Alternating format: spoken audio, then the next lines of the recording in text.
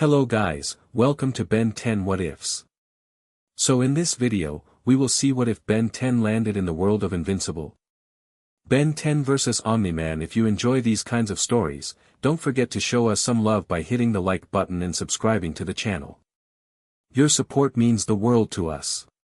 Now, let's start the story. Chapter 1, Strangers in a Strange World. The familiar green flash lit up the night as Ben Tennyson slammed the Omnitrix dial down, transforming instantly into Jetray. He shot skyward, narrowly avoiding a blast of purple energy that scorched the pavement where he'd stood a millisecond earlier. "Getting slow in your old age, Ian," Ben called out, his voice altered by Jetray's alien physiology as he banked sharply and fired neuroshock beams from his eyes. The time-manipulating villain in purple armor ducked under the attack, his cape billowing. "You cannot defeat me, Tennyson. I've seen every possible timeline, in none of them do you win tonight." Ben laughed. "Yeah, heard that one before. Maybe check your timeline-o-meter again, because I'm pretty sure I've kicked your butt at least 50 times. At 21, Ben had been wearing the Omnitrix for over a decade. The device that had once been a bulky watch now curved elegantly around his wrist, its alien technology having bonded more completely with him over the years. Gwen and Kevin were handling another crisis on the other side of town, something about forever nights and stolen tech. Just another Tuesday night in Bellwood. Ian raised his hand, purple chrono energy crackling between his fingers. "This time is different. I've learned from every defeat." "Still talking instead of fighting," Ben taunted, swooping low and fast. "That's why you keep losing." Ben suddenly twisted in mid-air, the Omnitrix symbol on his chest flashing green as he transformed again, this time into Diamond Head. The crystalline alien crashed down right in front of Ian, the impact cracking the asphalt. "Let me show you how it's done," Ben said, crystals sprouting from his forearms as he lunged forward. Ian sidestepped, faster than Ben expected, and grabbed his crystalline arm. "Perfect. I've waited for this exact moment." Purple energy surged from Ian's gauntlet, flowing into the Omnitrix symbol on Ben's chest. The familiar green glow turned an angry violet. "What are you?" Ben started to say, before pain shot through his entire body. The Omnitrix sparked wildly, shifting between alien forms without Ben's command. Heat Blast, XLR8, Echo Echo, each transformation lasting only a split second. "The Omnitrix exists outside conventional time," Ian said, his grip tightening. "With the right manipulation, it becomes the perfect dimensional gateway." Ben fought to regain control, focusing through the pain to reach for the Omnitrix dial. "Not happening," he growled, slamming his diamond fist into Ian's chest. The villain staggered back, but the damage was done. The Omnitrix emitted a high-pitched whine, and reality itself seemed to bend around Ben. "What did you do?" Ben demanded, watching as the world began to blur around him. Ian smiled beneath his helmet. "I've removed you from the equation, Tennyson. Without you, this timeline is mine to shape." The last thing Ben saw was Ian's triumphant posture before a bright green flash enveloped everything. The sensation of falling through endless nothing overwhelmed him, no up, no down, just the rush of dimensional walls crashing past him like breaking glass. Ben screamed, but no sound came.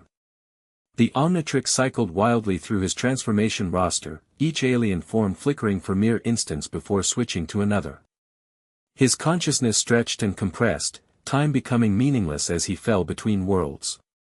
Then, abruptly, solid ground. Ben crashed face-first onto asphalt, the impact knocking the wind from his lungs. The transformation energy dissipated, leaving him human again. For a moment, he just lay there, breathing hard, willing the world to stop spinning. "That," he groaned, pushing himself to his knees, "was worse than that time Azimuth disassembled the Omnitrix with me still wearing it." The first thing he noticed was that he was in a city, definitely not Bellwood. Taller buildings, different architecture. The second thing he noticed was that people were screaming and running from something behind him. Ben turned around and saw what could only be described as a walking natural disaster, a humanoid creature made of swirling storm clouds, lightning crackling between massive arms as it tore through a bus like tissue paper. "Oh come on," Ben muttered, checking the Omnitrix. The dial glowed green, ready to go. Not even 5 minutes to catch my breath. A police officer was frantically waving civilians away from the creature. "Everyone back. This is a powered individual incident. Evacuate the area until the authorities arrive." Powered individual? Ben repeated to himself. Different terminology than he was used to, but the situation looked pretty familiar otherwise. The storm monster hurled a taxi into the side of a building, sending glass and debris raining down toward a group of people who couldn't get away fast enough. Without hesitation, Ben twisted the Omnitrix dial and slammed it down. "Humongosaur," he bellowed as his body expanded, skin hardening into orange-brown scales. Growing to 20 feet tall, he leaped forward and caught the falling debris before it could crush the civilians. "Everyone okay?" he asked, setting the mangled pieces down safely. The people stared up at him in shock. One woman actually took a picture with her phone. "Another one," someone in the crowd shouted. "Where are they all coming from?" Ben didn't have time to process the reaction. The storm creature had noticed him and was now charging, electricity building around its fists. "Okay big guy," Ben said, cracking his knuckles. "Let's see what you've got." The creature unleashed a bolt of lightning that hit Ben square in the chest, sending him skidding backward. It stung, but Humongosaur could take it. "Not bad," Ben admitted. "My turn." He rushed forward, growing another 10 feet as he ran, and delivered a massive uppercut that sent the storm being flying upward. Before it could recover, Ben leaped up, grabbed it in midair, and slammed it down into the street, creating a crater in the asphalt. The creature writhed, storm clouds dispersing and reforming as it tried to escape Ben's grip. Lightning arced wildly, striking nearby buildings and vehicles. "You're making a mess," Ben growled, tightening his hold. "Time to calm down." He hit the Omnitrix symbol on his chest. In a flash of green, Humongosaur transformed into a blue, moth-like alien with 4 wings and large green eyes. "Big chill," he announced, exhaling a blast of freezing breath that began to solidify the storm creature's vaporous body. The being thrashed violently as ice crystals formed throughout its cloudy mass, but each movement became slower as more of it froze. Within moments, Ben had turned the rampaging storm into an ice sculpture. "That should hold you," Ben said, landing lightly beside his handiwork. He noticed people staring, phones out, recording everything. Is there some kind of superhero hotline I should call? Someone who handles cleanup and containment?" Before anyone could answer, the sound of jets overhead drew everyone's attention. Ben looked up to see a man descending rapidly, a man in a white and blue costume with a distinctive mustache, flying under his own power. "Whoa," Ben said, taking a step back. "Who's this guy?" The flying man landed with enough force to crack the pavement, standing tall and imposing as he surveyed the scene. His eyes narrowed when they fell on Ben. "I don't recognize you," the man said, his voice deep and commanding. "New hero? Or something else?" Ben transformed back to human in a flash of green light, earning a raised eyebrow from the flying man. "Name's Ben Tennyson," he said, extending a hand. "And yeah, I'm a hero. Just not from around here." "You the local superhero?" The man studied Ben for a moment before accepting. The handshake. His grip was strong, unnervingly strong. "Omni Man," he replied. "Earth's protector." "That's quite a device you have there." Ben glanced at the Omnitrix. "Long story. Look, I think I'm in the wrong universe or dimension or something. There was this villain, Ian, and he did something to the Omnitrix, and next thing I know I'm here with Stormzilla going on a rampage." Omni-Man's expression remained neutral, but something in his eyes changed, a calculating look that made Ben instinctively wary. "Wrong universe," Omni-Man repeated. "That would explain why I've never heard of you." We should talk about this somewhere more private. The Global Defense Agency will want to know about an interdimensional visitor. Before Ben could respond, another figure swooped down from the sky, younger, wearing a yellow and blue suit with a similar design to Omni-Man's. "Dad. I got here as fast as I could," the newcomer said, then noticed Ben. "Who's this?" "Apparently, an interdimensional hero," Omni-Man replied. "He handled the situation before we arrived." The younger hero looked impressed. "Seriously? That's awesome. I'm invincible."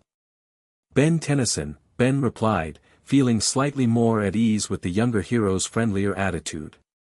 "Nice to meet you, Invincible. You transformed from that big dinosaur thing into an ice moth," Invincible said, excitement evident in his voice. "How many forms can you change into?" "About 70 at last count," Ben said with a slight smile. "The Omnitrix lets me transform into different alien species." Omni-Man's interest visibly intensified. 70 alien species? All catalogued in that device?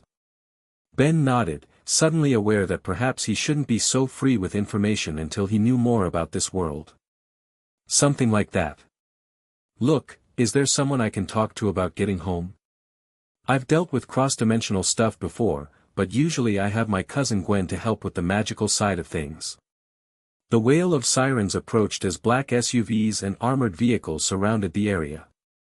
Men in suits and tactical gear poured out, securing the perimeter with practiced efficiency. "The GDA is here," Invincible said. "They'll probably want to debrief you." A stern-looking older man with white hair and a perpetual frown approached them, flanked by agents. "Omni-Man, Invincible," he acknowledged, then turned to Ben. "And you must be our interdimensional visitor. Cecil Stedman, Director of the Global Defense Agency. I think we have a lot to discuss, Mr. Tennyson." The GDA headquarters reminded Ben of plumber bases, clinical, high-tech, and with that distinct, government agency, feel. The debriefing room where they'd placed him was comfortable enough, with a table, chairs, and a view of the city that confirmed he was definitely not in Bellwood anymore.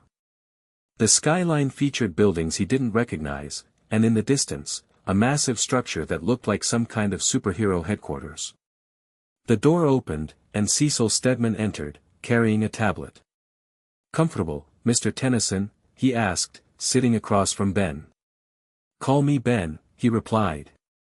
"And yeah, I'm fine. Just eager to figure out how to get home." Cecil nodded. "That's understandable. Before we get to that, I'd like to understand more about you and that device on your wrist.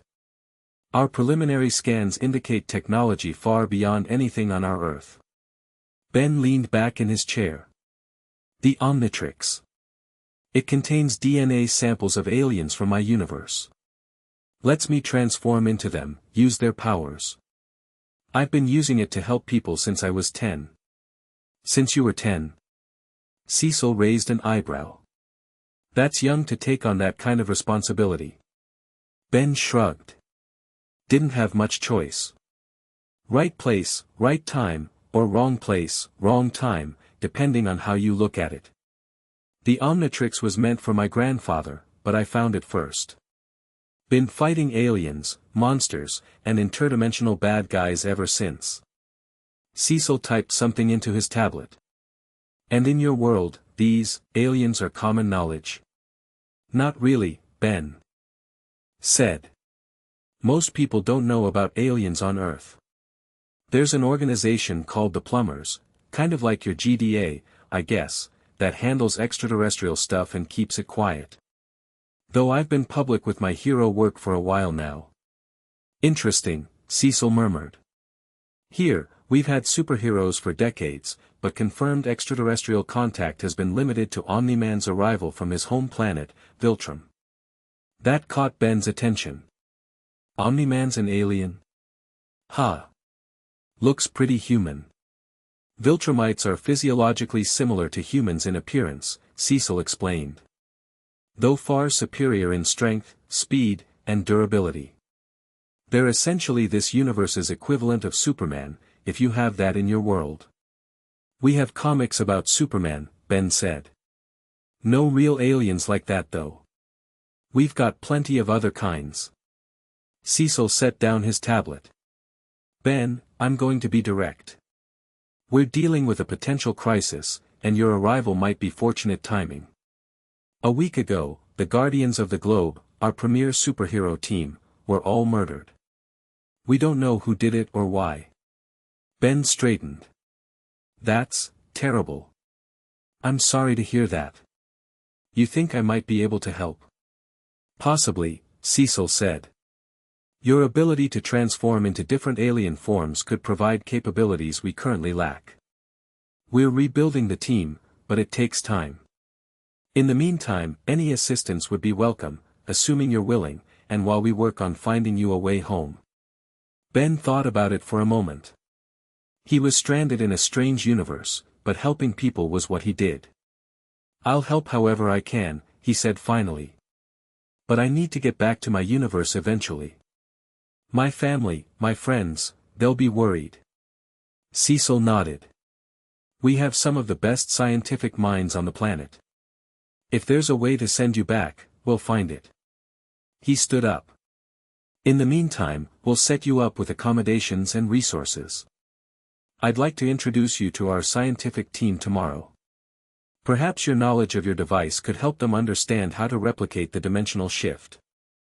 As Cecil reached the door, Ben called after him. Hey, one more thing, what's the deal with Omni-Man and his son? They seemed interested in the Omnitrix. Cecil paused, his expression carefully neutral. Omni-Man is Earth's greatest hero. He's protected this planet for over 20 years. His son, Mark, has only recently come into his powers. They're both valuable allies. Something in Cecil's tone made Ben think there was more to it, but he didn't press. He'd been in enough unusual situations to know when to wait and observe. Got it, Ben said. Looking forward to working with them. After Cecil left, Ben examined the Omnitrix. The familiar green glow seemed normal, no signs of damage from the dimensional journey. He cycled through the alien selection interface, all his transformations appeared to be available. At least that's working right, he muttered to himself. Now I just need to figure out this world and find a way home. No problem, right? The view outside the window darkened as night fell over the city. Somewhere out there, a team of superheroes had been murdered, and Ben couldn't shake the feeling that he'd been dropped into the middle of something big. Something dangerous. Just another Tuesday, he sighed. The next morning, Ben was escorted by GDA agents to their science division. The facilities were impressive, cutting-edge technology, multiple laboratories, and researchers working on projects that would make even Azimuth raise an eyebrow in appreciation.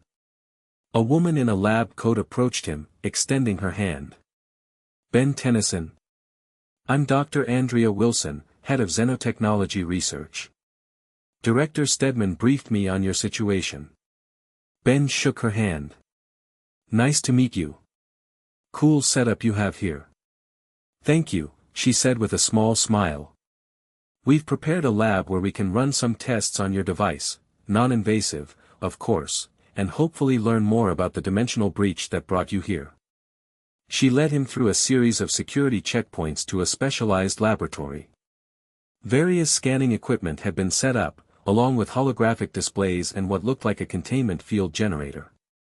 We've had some experience with interdimensional phenomena before, Dr. Wilson explained as technicians prepared the equipment.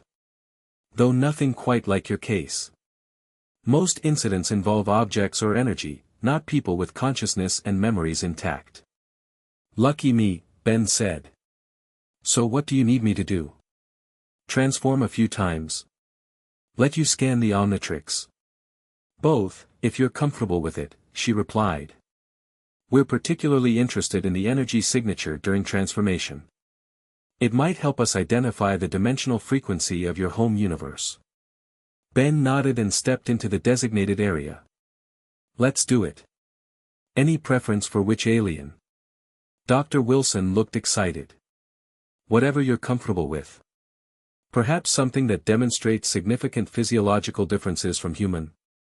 Ben grinned and activated the Omnitrix, cycling through the available forms before stopping on one. How about this? Swamp fire. In a flash of green, Ben transformed into the plant-based alien, his body now composed of a fibrous, plant-like material with a flame-patterned head. The distinct smell of methane and vegetation filled the lab. Fascinating. Dr. Wilson exclaimed as sensors around the room activated, collecting data. Complete molecular restructuring, yet consciousness and memory preserved. The energy readings are unlike anything we've ever recorded. Ben raised a hand, generating a small flame. This guy's basically a walking swamp. Can control plants, regenerate body parts, and throw fireballs. Pretty handy. The scientists worked rapidly, recording every aspect of the transformation. After several minutes, Dr. Wilson asked, "Could you show us another form? Something with different capabilities?" Ben hit the Omnitrix symbol on his chest. Echo, echo. His body shrank and transformed into a small, white silicon-based alien with headphone-like ears and circular speaker discs on his body. This one can duplicate himself and create sonic screams, Ben explained, his voice now high-pitched and mechanical. To demonstrate, he split into 3 identical copies, then merged back into one. Incredible. Dr. Wilson said. The mass conservation principles alone defy our understanding of physics. The testing continued for over an hour, with Ben cycling through several transformations while the scientists collected data. Finally, Dr. Wilson called for a break. "I think we have enough preliminary data," she said as Ben returned to human form. "Thank you for your cooperation. This will help us immensely in understanding the dimensional aspects of your displacement." Ben rotated his shoulder, working out a kink. "Any initial thoughts on getting me home?" Dr. Wilson's expression turned serious. "It's complicated. The energy signature of the Omnitrix is unique, nothing in our records matches it. We're essentially trying to locate a specific frequency in an infinite spectrum of dimensional possibilities. So, not happening today," Ben summarized. "Not today," she confirmed. "But we'll keep working on it. In the meantime, Director Stedman mentioned you might be willing to assist with some of the situations that arise while you're here." Ben nodded. "Yeah, that's the deal. I help out, you guys work on getting me home." "Perfect," said a voice from the doorway. Ben turned to see Cecil entering the lab. "Because something's come up that could use your particular talents." The situation was in downtown Chicago. A group calling themselves the Lizard League had attacked the financial district. From the GDA transport helicopter, Ben could see the chaos below, humanoid reptiles smashing through buildings, overturning cars, and terrifying civilians. "These guys knew?" Ben asked Cecil, who sat across from him in the helicopter. "Relatively," Cecil replied. "They first appeared 6 months ago. Enhanced humans with reptilian DNA splicing. Usually stick to bank robberies, but they're getting bolder." Ben peered through the window as they approached. "I count 5 of them. Big guys. We have Invincible en route as well," Cecil said. "This will be a good opportunity for you two to coordinate." The helicopter hovered over a nearby rooftop. Ben opened the door, the wind whipping at his jacket. "I'll handle this," he said confidently. "Been dealing with scaly bad guys since I was a kid." Without waiting for a response, Ben leaped from the helicopter, activating the Omnitrix in midair. In a flash of green light, he transformed into Jet Ray, his manta ray-like form streamlining as he soared toward the action. Below, one of the reptilian criminals was attempting to rip open an armored truck. Ben dive-bombed him, firing neuroshock beams from his eyes that struck the criminal square in the back. The lizard man howled in pain, whipping around to locate his attacker. "Up here, scale face," Ben called, banking sharply and coming around for another pass. "Another hero," the reptilian snarled. "Crusher. Slasher. We got company. Two more of the Lizard League converged on Ben's position, one hurling a chunk of concrete that Ben easily dodged. Jetray. Ben announced as he swooped between them. You guys might want to reconsider this whole bank robbery thing. The scales and tails look is so last season. A blue and yellow blur slammed into one of the lizard men, sending him crashing through a storefront window. Invincible hovered in the air, grinning. Hope you don't mind some backup, he called to Ben. More the merrier, Ben replied, firing more neuroshock beams at another criminal. I'll take the two on the left, you handle the right. Invincible nodded and shot forward, engaging the largest of the reptilians in a flurry of super-speed punches. Ben transformed again, switching from Jetray to Four Arms, a massive, four-armed red alien with incredible strength. Let's see how you like fighting someone stronger than you, Ben growled, slamming all four fists together in an intimidating display. The two remaining criminals exchanged nervous glances before charging at Ben simultaneously. He caught the first with an uppercut that sent him flying upward, then grabbed the second with his lower set of arms and hurled him into a lamppost, bending the metal around him to secure him in place. Nice move. Invincible called, dodging a tail swipe from his opponent. Ben grinned. Been doing this a while. The first criminal came crashing back down, and Ben caught him, slamming him into the pavement hard enough to create a crater but not enough to cause serious injury. The reptilian groaned and didn't get up. Across the street. Invincible had subdued his opponents as well, binding them with torn metal from a destroyed car. That was easy, Invincible said as Ben transformed back to human. Too easy, almost. Ben frowned. Yeah, I was thinking the same thing.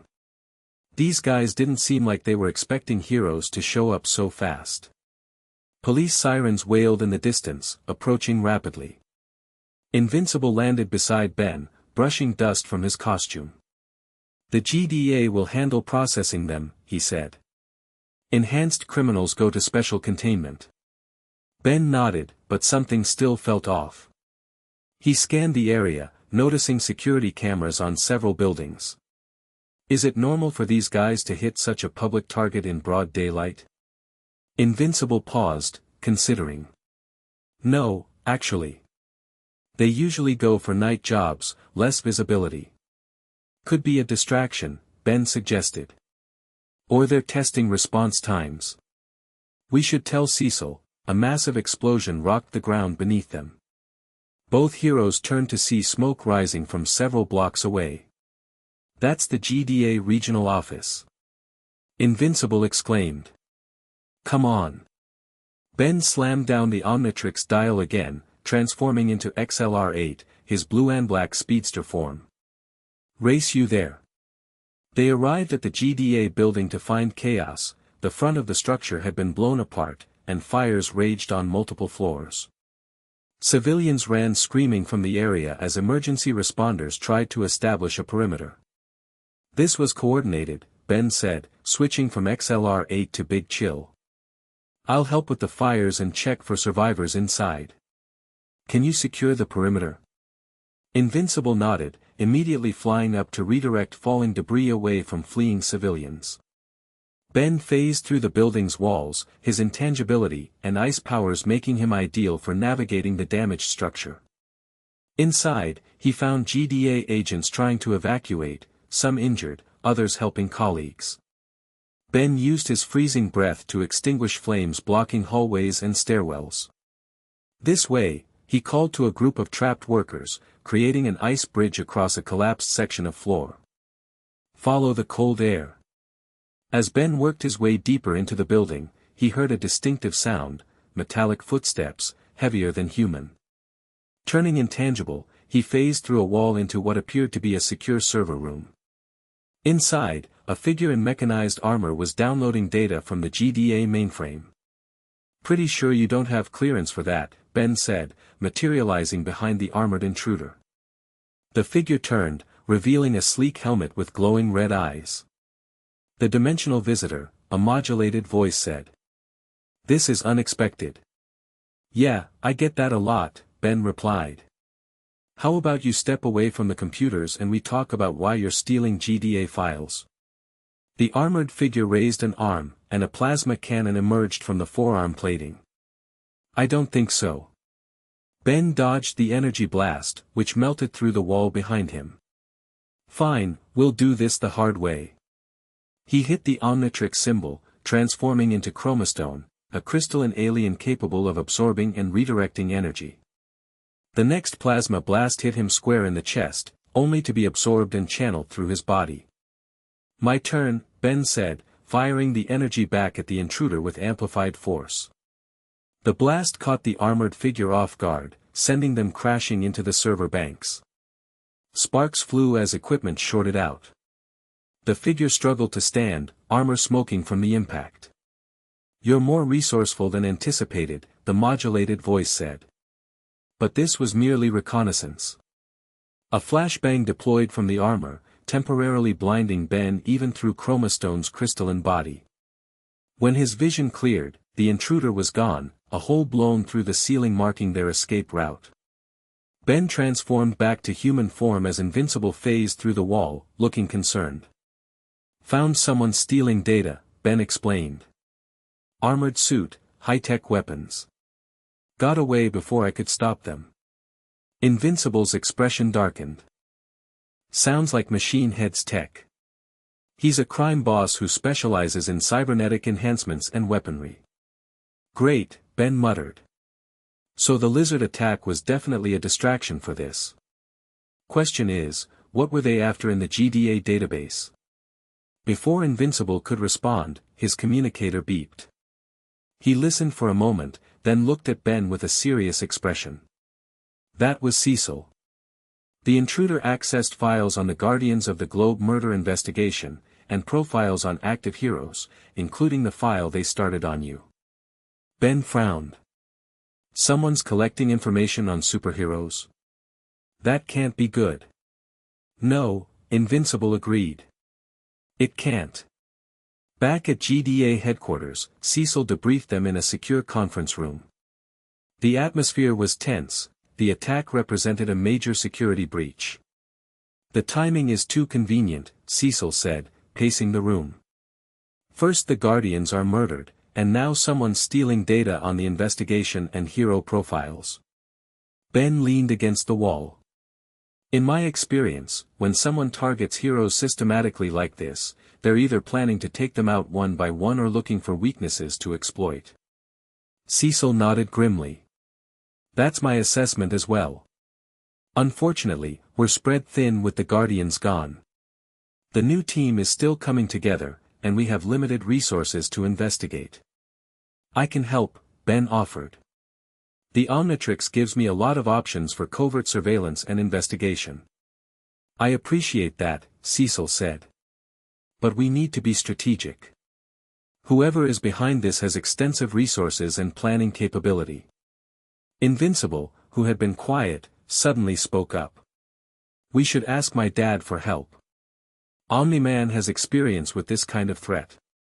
Cecil and Ben exchanged a look that Invincible didn't seem to notice.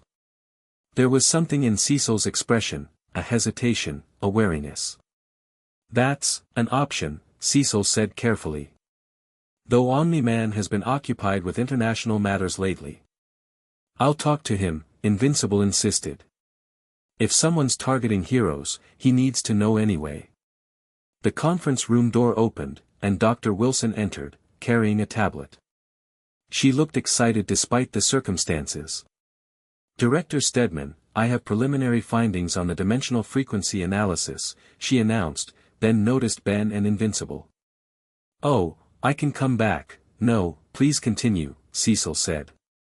This concerns Mr. Tennyson directly. Dr. Wilson approached the table, setting down her tablet and bringing up a holographic display. We've isolated the unique energy signature of the Omnitrix during transformation. It creates a quantum field that's distinct from our universal constant. In English, Doc? Ben asked. Your device doesn't just change your DNA, it temporarily shifts you partially into another dimension where the laws of physics allow for such radical transformation, she explained. That dimensional shifting capability might be the key to sending you home. Ben perked up. So you can get me back to my universe? Dr. Wilson's enthusiasm dimmed slightly. Theoretically. But we'd need an enormous power source to amplify the Omnitrix's natural dimensional properties and direct them specifically toward your home dimension. We're talking about power requirements beyond our current technology. Great, Ben sighed. So close, yet so far. There might be alternatives, Dr. Wilson continued. If we could locate or create a natural dimensional weak point, similar to the one that brought you here, we might need less power. Cecil frowned thoughtfully. The Mauler twins were experimenting with dimensional technology before their last incarceration. Their research might be useful. Mauler twins? Ben asked. Super strong blue clones, Invincible explained. Mad scientists. Currently locked up in the highest security prison we have. Cecil turned to Dr. Wilson. Continue your research. I'll see about getting access to the Mauler's notes. To Ben and Invincible, he added, in the meantime, I want you two to investigate this machine head connection. If he's behind the data theft, I want to know why and who he's working for. As they prepared to leave, Invincible put a hand on Ben's shoulder. I still think we should talk to my dad. He'd want to know about all this. Ben nodded, though something in his gut made him uneasy. Sure. After we check out Machine Head. Invincible took Ben to a secure GDA facility where they could plan their investigation. As they flew, Ben as Jet Ray, Invincible under his own power, Ben took the opportunity to learn more about this world's heroes. So your dad's been Earth's protector for 20 years? Ben asked as they soared over the city. Yeah, Invincible replied with obvious pride. He came from the planet Viltrum to help humanity advance. He's the strongest person on the planet, maybe in the universe. What about you? Had your powers long? Invincible shook his head. Just a few months. Viltrumite powers don't manifest until puberty. Dad's been training me, though I'm nowhere near his level yet. They landed on the roof of the GDA building. As they headed inside, Ben asked, what can you tell me about the Guardians of the Globe? The team that was killed. Invincible's expression darkened. They were amazing. The Immortal, War Woman, Darkwing, Red Rush, Aquarius, Green Ghost, Martian Man, each one a legend in their own right. Together, they protected Earth from everything from alien invasions to supervillains. And they were all killed at once. Ben pressed. That's hard to imagine. No one knows exactly what happened, Invincible said as they entered a secure room filled with monitors and tactical equipment. They were found in their headquarters. No warning, no distress call. Ben frowned. Something about this didn't add up. What kind of enemy could take out an entire team of experienced superheroes without them even getting a message out? Before Invincible could respond, a technician approached with a file. Mark, Cecil wanted you to have this. Intelligence on Machine Head's known locations. Invincible took the file. Thanks. We'll check them out. As they reviewed the information, Ben couldn't shake his unease. In his experience, very few threats could completely overwhelm a team of heroes without warning. Either they were dealing with something incredibly powerful, or something the Guardians hadn't perceived as a threat until it was too late. Looks like Machine Head operates out of the warehouse district, Invincible said, pointing to a map. Multiple front businesses, but intelligence suggests his main lab is here. Ben studied the location. Heavily guarded, I'm guessing. Definitely. He employs enhanced individuals as security. We'll need to be careful. Ben grinned. Or we could use that to our advantage. I've got just the alien for covert reconnaissance. Night had fallen by the time they reached Machine Head's suspected headquarters, a nondescript warehouse in the industrial district. From their vantage point on a neighboring rooftop, they could see guards patrolling the perimeter, some visibly enhanced with cybernetic implants. I count 8 guards outside, Invincible whispered. Probably more inside. Ben nodded. Time for me to do my thing. He activated the Omnitrix, cycling through aliens before selecting one. Ghost Freak. In a flash of green, Ben transformed into a ghostly, phantom-like alien with a single eye and striped tentacles dangling from its body. Whoa, Invincible breathed. That's creepy.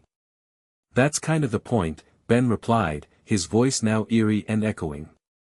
I'll phase in, scout the place, and report back.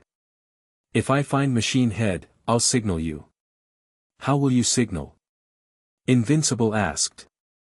Ben's single eye curved in what might have been a smile. Trust me, you'll know.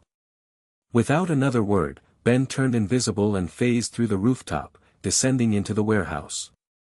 His ghostly form passed undetected through walls and security systems, allowing him to observe the operation without raising alarms. Inside, he found a sophisticated laboratory, much more advanced than the warehouse exterior suggested. Technicians in lab coats worked on various cybernetic components while enhanced guards stood watch. In the center of the facility, a large computer system processed data streams that Ben couldn't decipher. Moving deeper, Ben located what appeared to be the main office. Inside, a man sat behind a desk, but not what Ben expected. Machine Head, it turned out, was literally named. His entire head was a complex machine, with no visible organic components. He was speaking to someone on a secure line.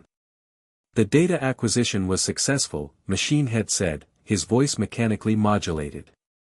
Though we encountered the dimensional visitor. His capabilities are concerning. Ben moved closer, straining to hear the response. No, I don't believe he suspects anything, Machine Head continued. The GDA is focused on me as the perpetrator, as planned. They have no idea of your involvement. A pause, then, yes, I've analyzed the Guardian data thoroughly. The method used to eliminate them was efficient but leaves certain forensic signatures. I've isolated these and removed them from the copied files before transmission. Ben's spectral form went cold. Machine Head wasn't behind the Guardian murders, he was covering for someone, erasing evidence. The new team is forming quickly, Machine Head said. If you want them eliminated as well, the window is closing. Another pause.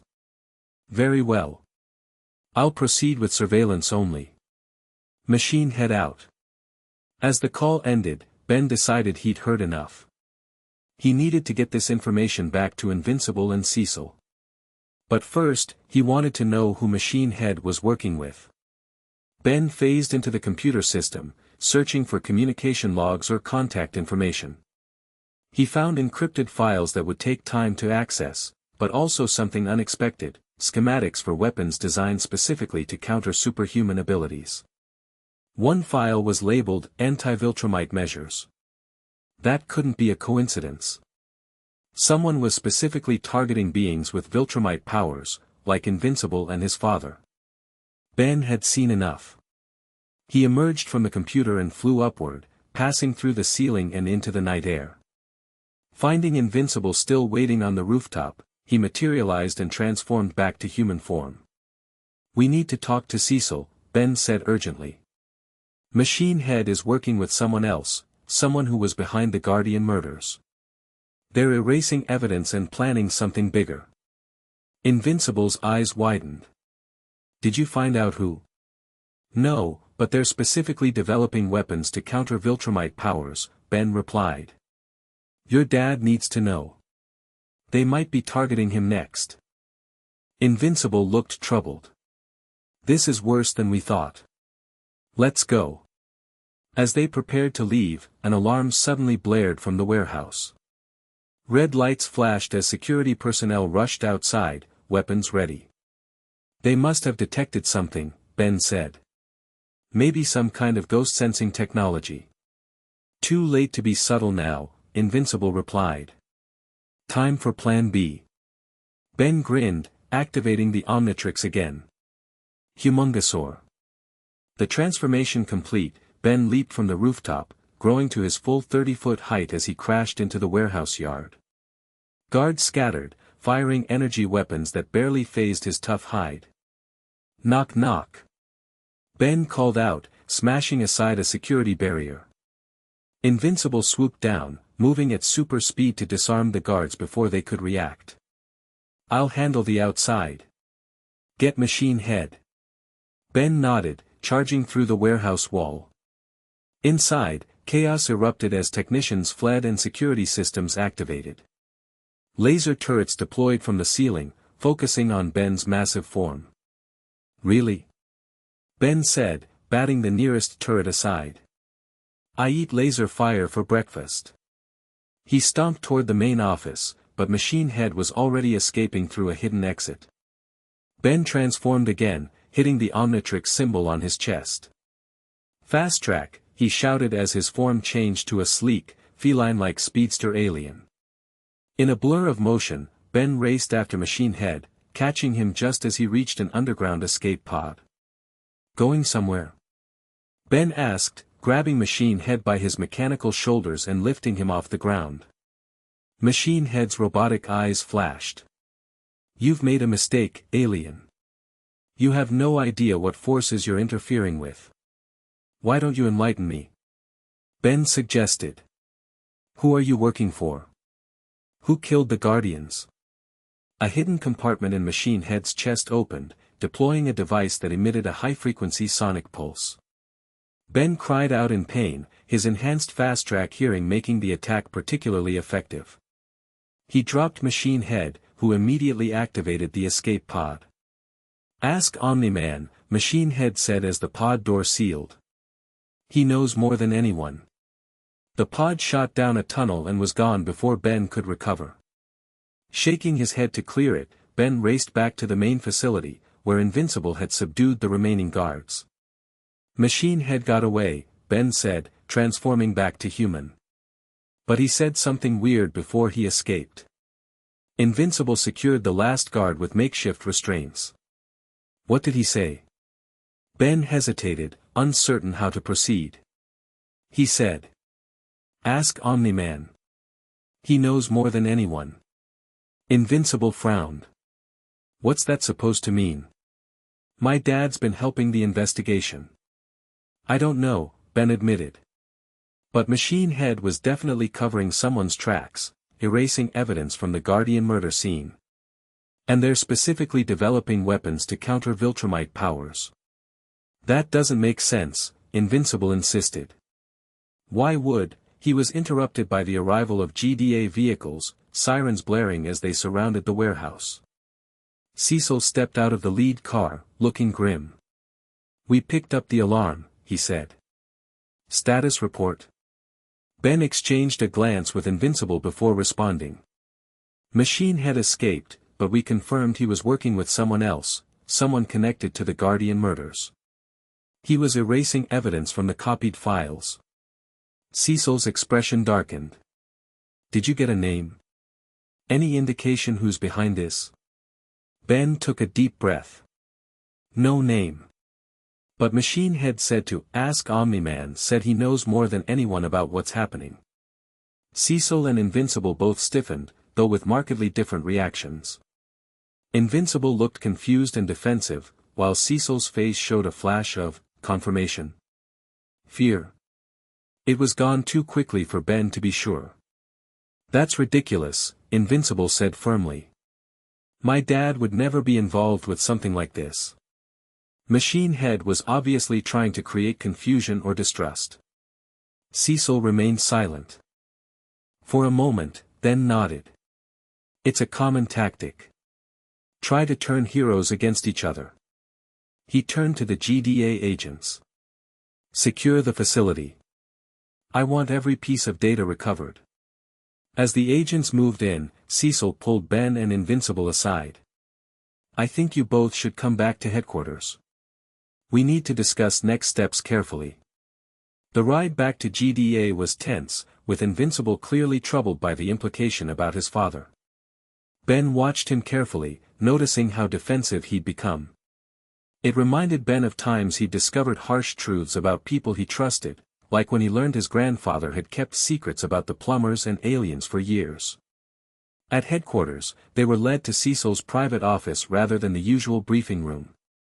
Once the door was secured, Cecil's demeanor changed subtly, more guarded, more intense. "I need to know exactly what Machine Head said," Cecil began. "Word for word, if you can remember." Ben recounted the conversation as precisely as possible, including the part about weapons designed to counter Viltrumite powers. Cecil listened without interruption, his expression growing increasingly troubled. When Ben finished, he turned to a secure terminal and entered a series of commands. The windows darkened, and a field generator activated, creating a secure bubble around them. "What I'm about to share is classified at the highest level," Cecil said quietly. "If what you discovered tonight connects to what we already suspect, the situation is far worse than either of you realize."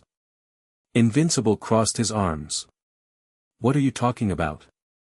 If this involves my father, I have a right to know." Cecil met his gaze steadily. "Mark, we've been friends with your father for many years. This isn't easy for any of us." "Just say it," Invincible demanded. Cecil took a deep breath. "We have reason to believe Omni-Man may have been involved in the deaths of the Guardians of the Globe." The accusation hung in the air like a physical thing. Invincible stared at Cecil in shock, then anger. "That's insane," he said, voice rising. "My dad would never, he was their friend. He fought alongside them for years." Ben remained quiet, processing this revelation. It explained Cecil's reactions, the strange undercurrents he'd sensed since arriving. "We don't have definitive proof," Cecil continued calmly. "But the forensic evidence, the timing, and the fact that only someone of Omni-Man's power level could have overcome the entire team so quickly, it all points in one direction." "Why?" Ben asked quietly. "What would be his motive?" Cecil shook his head. "That's what we can't figure out. Nolan Grayson has protected Earth for decades. His devotion seemed genuine. If he's turned against us, we don't know why." Invincible slammed his fist down on Cecil's desk, cracking the surface. "This is bullshit. You're talking about my father. He's a hero, the greatest hero this world has ever known." "Mark," Cecil said gently. "I understand this is difficult. But we need to consider all possibilities." "No," Invincible cut him off. "I'm not listening to this. I'm going to ask him myself." Cecil's eyes widened in alarm. "Mark, no.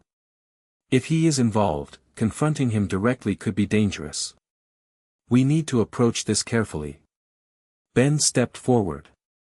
"Mark, wait. Let's think this through." Invincible turned to Ben, betrayal evident in his expression. "You too. You've been here less than 2 days and you're ready to believe my father is a murderer." "I don't know what to believe," Ben replied honestly. "But I do know rushing in without a plan is never a good idea. If Cecil's wrong, great. But if there's even a chance he's right." Invincible's anger seemed to deflate slightly. "This is crazy. I know my dad. He wouldn't do this." Cecil moved to a secure cabinet, entering a complex code to unlock it. "Before you make any decisions, there's something you should see." He removed a data drive and inserted it into his terminal. A holographic display activated, showing security footage from what appeared to be the Guardians of the Globe headquarters. "This was recovered from a backup system," Cecil explained. "Most of the security footage was destroyed, but this fragment survived." The grainy footage showed a blur of motion, too fast to track clearly, tearing through the Guardians. The timestamp matched the night of their deaths. Just before the footage cut out, the blur slowed momentarily, revealing a glimpse of a white and blue costume. Invincible stared at the image, the color draining from his face. "That doesn't prove anything," he said, but his voice lacked conviction. "It's too blurry. It could be anyone." "Mark," Cecil said softly. "I'm sorry. We've enhanced the footage as much as possible. The height, build, costume details, they all match Omni-Man. And we know no one else on Earth has that level of power and speed. Ben watched Invincible carefully, seeing the conflict play out across his face, denial, anger, confusion, and the first seeds of terrible doubt. "I need to talk to him," Invincible said finally, his voice hollow. "Not to accuse him. Just. I need to hear his side." Cecil and Ben exchanged concerned glances. "Not alone," Ben said firmly. "If there's even a chance Cecil's right, you shouldn't face him by yourself." "Ben's right," Cecil agreed. "If Omni-Man eliminated the Guardians, he's far more dangerous than we ever imagined. Neither of you should approach him directly." Invincible looked between them, conflict evident in his expression. "He's my father. I can't just, what am I supposed to do? Spy on him? Treat him like a criminal?" Cecil placed a hand on his shoulder. "For now, act normally. Don't give him any reason to suspect we're investigating him. We need time to gather more evidence, to understand what's happening." Ben stepped closer. "Mark, I know this is hard. But think about it, if your dad is innocent, we'll prove it. And if he's not, you'll need to be prepared." Invincible stood silent for a long moment, then nodded slowly. "Fine. I won't confront him yet. But I want to be involved in every step of this investigation. If you're wrong about my dad, I'm going to make sure you know it." Cecil agreed. "Of course." In the meantime, Ben's dimensional situation gives us a perfect cover for continued collaboration. We can frame it as research to get him home while investigating the Guardian murders. Ben activated the Omnitrix, cycling through aliens thoughtfully. If Omni-Man really did kill the Guardians, he might see me as a threat, especially given what Machine Head said about anti-Viltrumite weapons. Or an opportunity, Cecil countered. The Omnitrix is incredibly powerful. If Omni-Man has turned against Earth, he might want it for himself. The implications hung heavy in the air. Ben had faced powerful enemies before, but Omni-Man was on another level, a Superman-like being with decades of experience and apparently no moral restraints. "Either way," Ben said, "I think it's time I met Omni-Man properly. Not as a potential threat or ally, but just another hero working with his son. See how he reacts to me." Cecil nodded. "A reasonable approach. But be careful. If he suspects we're onto him." "I know," Ben said grimly. "I'll watch my step." As they prepared to leave, Ben noticed Invincible staring at the frozen image of the blurred figure that might be his father. The young hero's world was crumbling around him, and Ben couldn't help but feel for him. He remembered his own moments of disillusionment, discovering dark truths about people he trusted. "Hey," Ben said quietly, approaching Invincible. "For what it's worth, I hope Cecil's wrong. I really do." Invincible looked up, his eyes hollow. "Yeah. Me too." The next morning, Ben met Invincible outside GDA headquarters. They had agreed to visit Invincible's home, where Ben would be introduced to Omni-Man as part of their cover story of researching dimensional travel. "You okay?" Ben asked as they prepared to depart. Invincible shrugged. "Didn't sleep much. Kept thinking about everything." "I get it," Ben said. "Finding out heroes aren't who you thought they were, it's rough." "We don't know anything for sure," Invincible insisted, though without much conviction. Ben activated the Omnitrix, transforming into Astrodactyl, a pterodactyl-like alien with jet propulsion and energy whips. "Lead the way." They flew in silence, Invincible lost in thought while Ben took in the suburban landscape below. It seemed so normal, so peaceful, hard to believe they might be flying toward a meeting with someone who had massacred an entire superhero team. Invincible's home turned out to be a modest house in a quiet neighborhood. As they landed in the backyard, Ben transformed back to human form.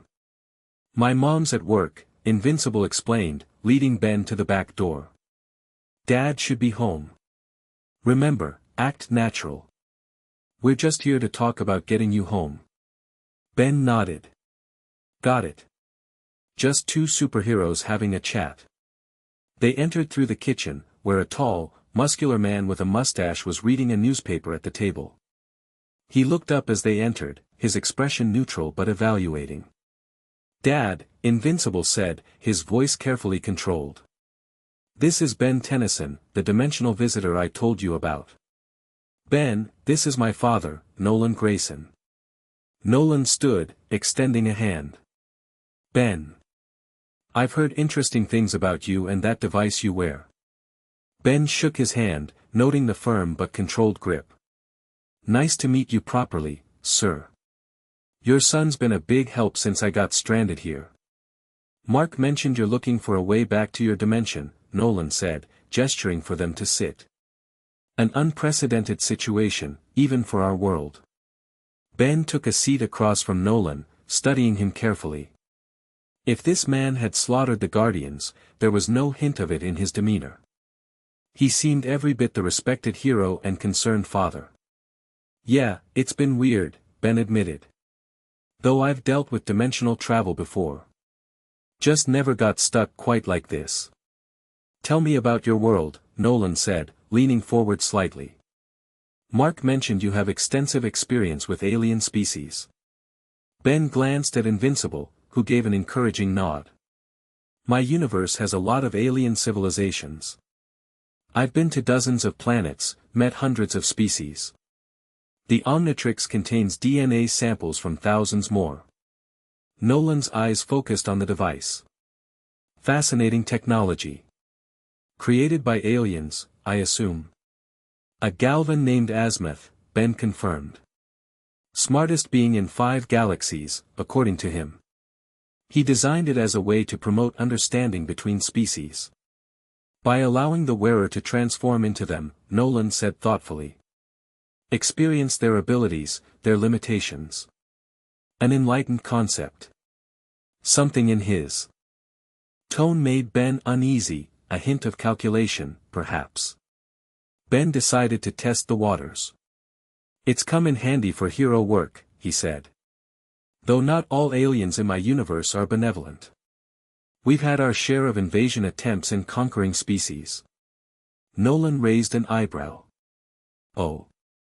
Such as?" "The Incursians tried to conquer Earth. The hybrid nearly wiped out all other species they considered impure." "The Ectonurites," Ben shrugged. "Let's just say my universe keeps its heroes busy." "And you've defeated all these threats?" Nolan asked, his interest clearly piqued. Ben nodded. "With help. I've got family and friends who fight alongside me. A whole organization called the Plumbers that handles extraterrestrial threats." "Impressive," Nolan said. "In our world, Viltrumites are the most advanced species we've encountered. My people have safeguarded countless civilizations across the galaxy." There was pride in his voice, but something else too, a certainty that bordered on superiority. Ben filed that away for later consideration. "Speaking of hero work," Invincible interjected, "Ben helped me stop Machine Head's operation last night. The GDA is analyzing the tech we recovered." Nolan turned to his son.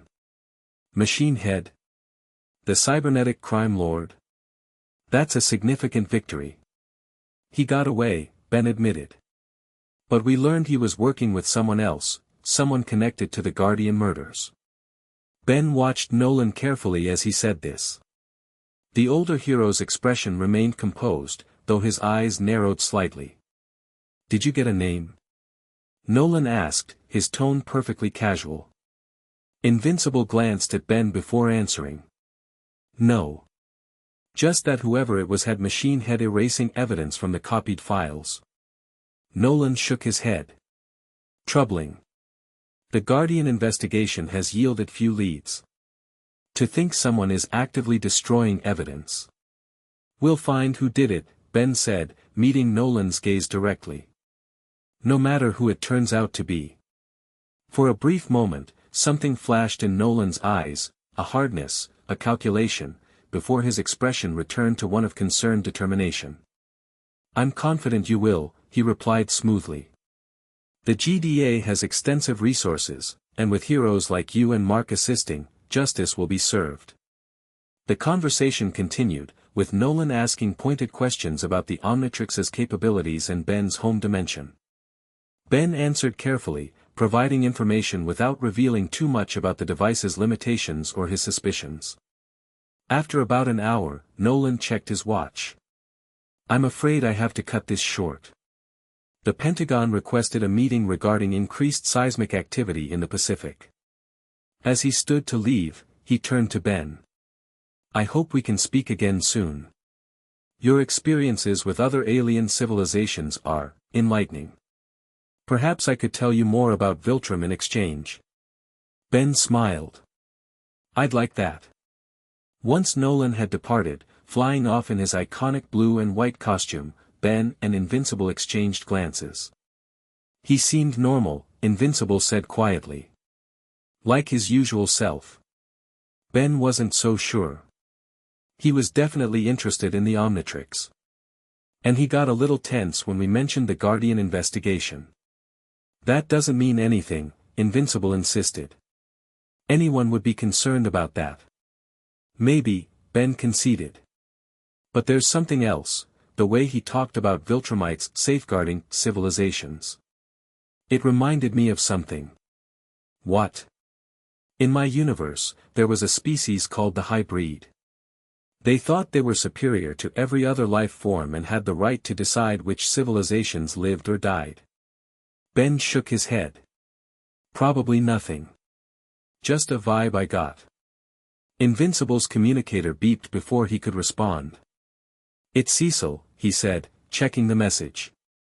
They've finished analyzing the tech from Machine Head's lab. We should head back. As they prepared to leave, Ben noticed family photos on the wall, Nolan, his wife, and Mark at various ages. They looked so normal, so happy.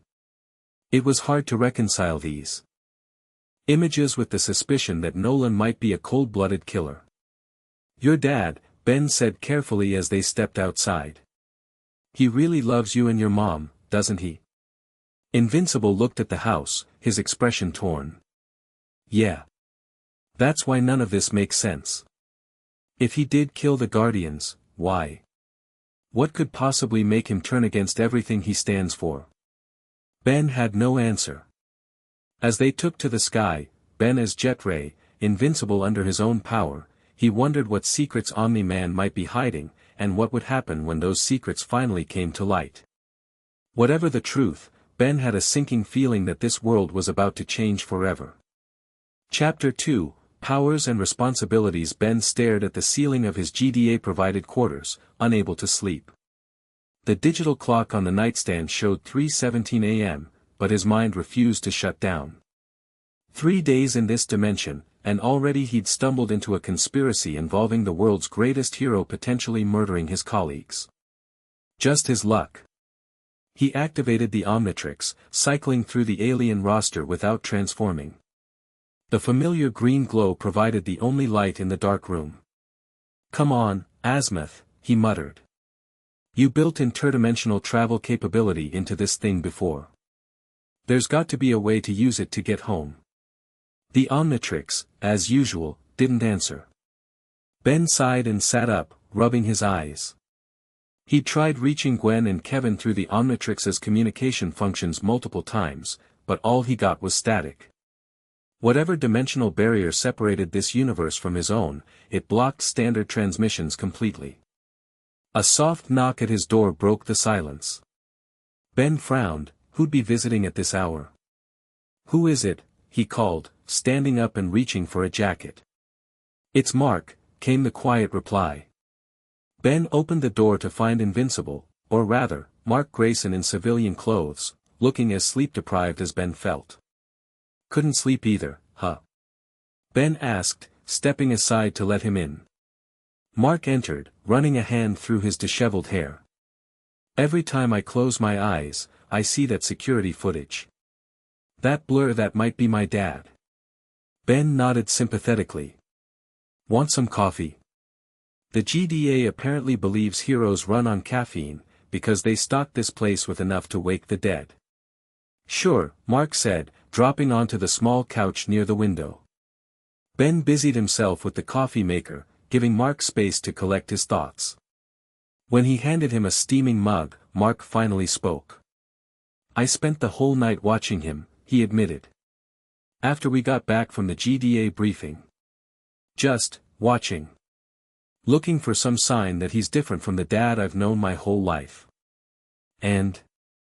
Ben asked, sitting across from him.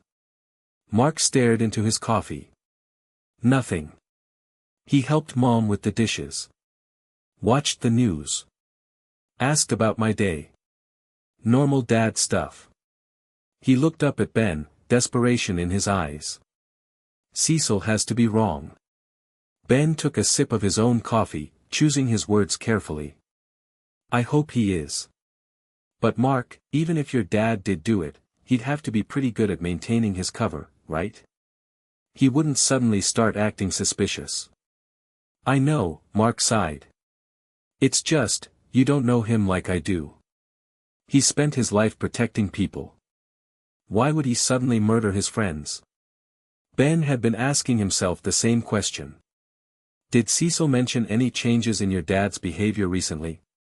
Anything unusual in the weeks before the Guardians were killed? Mark thought for a moment. Nothing major. He was off-world for a few days about a month ago, said he was dealing with an asteroid cluster that threatened a colonial planet. Pretty routine for him. When he came back, was he different at all? More distant? More interested in certain topics?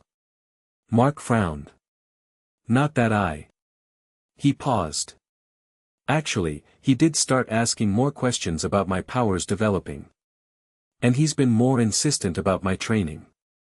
But that makes sense, I'm new to the hero game. He wants me to be prepared. Ben nodded. Could be nothing. Could be something. He leaned forward. Look, I know this is tough, but we need to approach this methodically. My grandpa always taught me that when you're dealing with unknowns, gather information before jumping to conclusions. What kind of information? Mark asked. Everything we can about Viltrumites, for starters, Ben said. Their history, biology, culture, weaknesses. If we understand where your dad comes from, maybe we can understand his actions, whatever they turn out to be. Mark looked uncertain. Dad doesn't talk much about Viltrum, except that it's the most advanced civilization in the universe and they sent him here to help Earth develop. There's got to be records somewhere, Ben insisted. The GDA must have files on everything your dad's ever told them about his homeworld. Maybe, Mark admitted. Cecil might give us access. He hesitated. Ben, if my dad really did kill the Guardians, and if he realizes we're investigating him. Ben understood the unspoken concern. He could be dangerous. I know. That's why we need to be smart about this. He gestured to the Omnitrix. I've got some heavy hitters in here. If it comes down to it, I can help protect you and your mom. Mark shook his head. You don't understand. Dad he's on another level.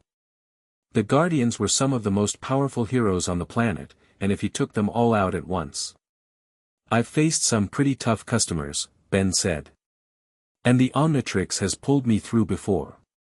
Mark didn't look convinced, but he nodded anyway. Let's focus on finding out the truth first. If Dad's innocent, none of this matters. Agreed, Ben said, though something in his gut told him they should prepare for the worst. First thing tomorrow, we talked to Cecil about Viltrumite records. Cecil's office was even more secure than usual when they arrived the next morning. New scanning devices had been installed at the entrance, and armed GDA agents stood guard outside. Stepped up security? Ben asked as they were cleared to enter. Cecil looked tired, dark circles under his eyes suggesting he'd slept even less than Ben and Mark. Precautions. After the data breach, we can't be too careful. He gestured for them to sit, then activated the room's privacy field. I assume you're here about our discussion yesterday. Mark nodded. We need to know more about Viltrumites. Everything you have. Cecil raised an eyebrow. That's a significant request. Most information about Viltrum comes directly from your father, Mark. Which means it might not be reliable, Ben pointed out. If he has ulterior motives. Cecil considered this, then typed a series of commands into his terminal. I'll grant you access to our restricted files. But they're limited. Nolan has been selective about what he shares regarding his homeworld. A holographic display appeared above Cecil's desk, showing a humanoid figure with familiar features, strong build, similar to humans but with enhanced musculature, capable of flight and extraordinary strength. Viltrumites are physically similar to humans, Cecil explained, but with exponentially greater capabilities. Their cellular structure is incredibly dense, providing near invulnerability. Their strength has no measured upper limit. Omni-Man has been observed lifting objects weighing millions of tons. Mark nodded. Their powers come from some kind of cellular battery that absorbs and stores solar energy. That's what Dad told me when I was starting to develop my abilities. Weaknesses? Ben asked directly. Cecil sighed. Few known. Extreme force can injure them, though the threshold is incredibly high. Their hearing is highly sensitive, sonics at the right frequency can cause disorientation. And like any being that requires oxygen, sufficient interruption of breathing can render them unconscious. Ben absorbed this information, mentally cataloging which of his alien forms might be effective against such power. Feedback could potentially absorb energy. Echo's sonic abilities might exploit the hearing weakness. Way Big might have the raw strength needed. What about their society? Ben pressed. Their goals. Why send Omni-Man to Earth in the first place? Cecil brought up another file, this one much smaller. According to Nolan, Viltrum is an advanced utopian civilization that sends representatives to developing worlds to guide their progress. They allegedly operate as benevolent overseers, sharing technology and knowledge while protecting planets from external threats. Mark shifted uncomfortably. That's what Dad always told me. Viltrumites are like guardian angels for primitive worlds. And you believe this? Ben asked Cecil directly. The GDA director's expression hardened. I've worked with Nolan Grayson for 20 years.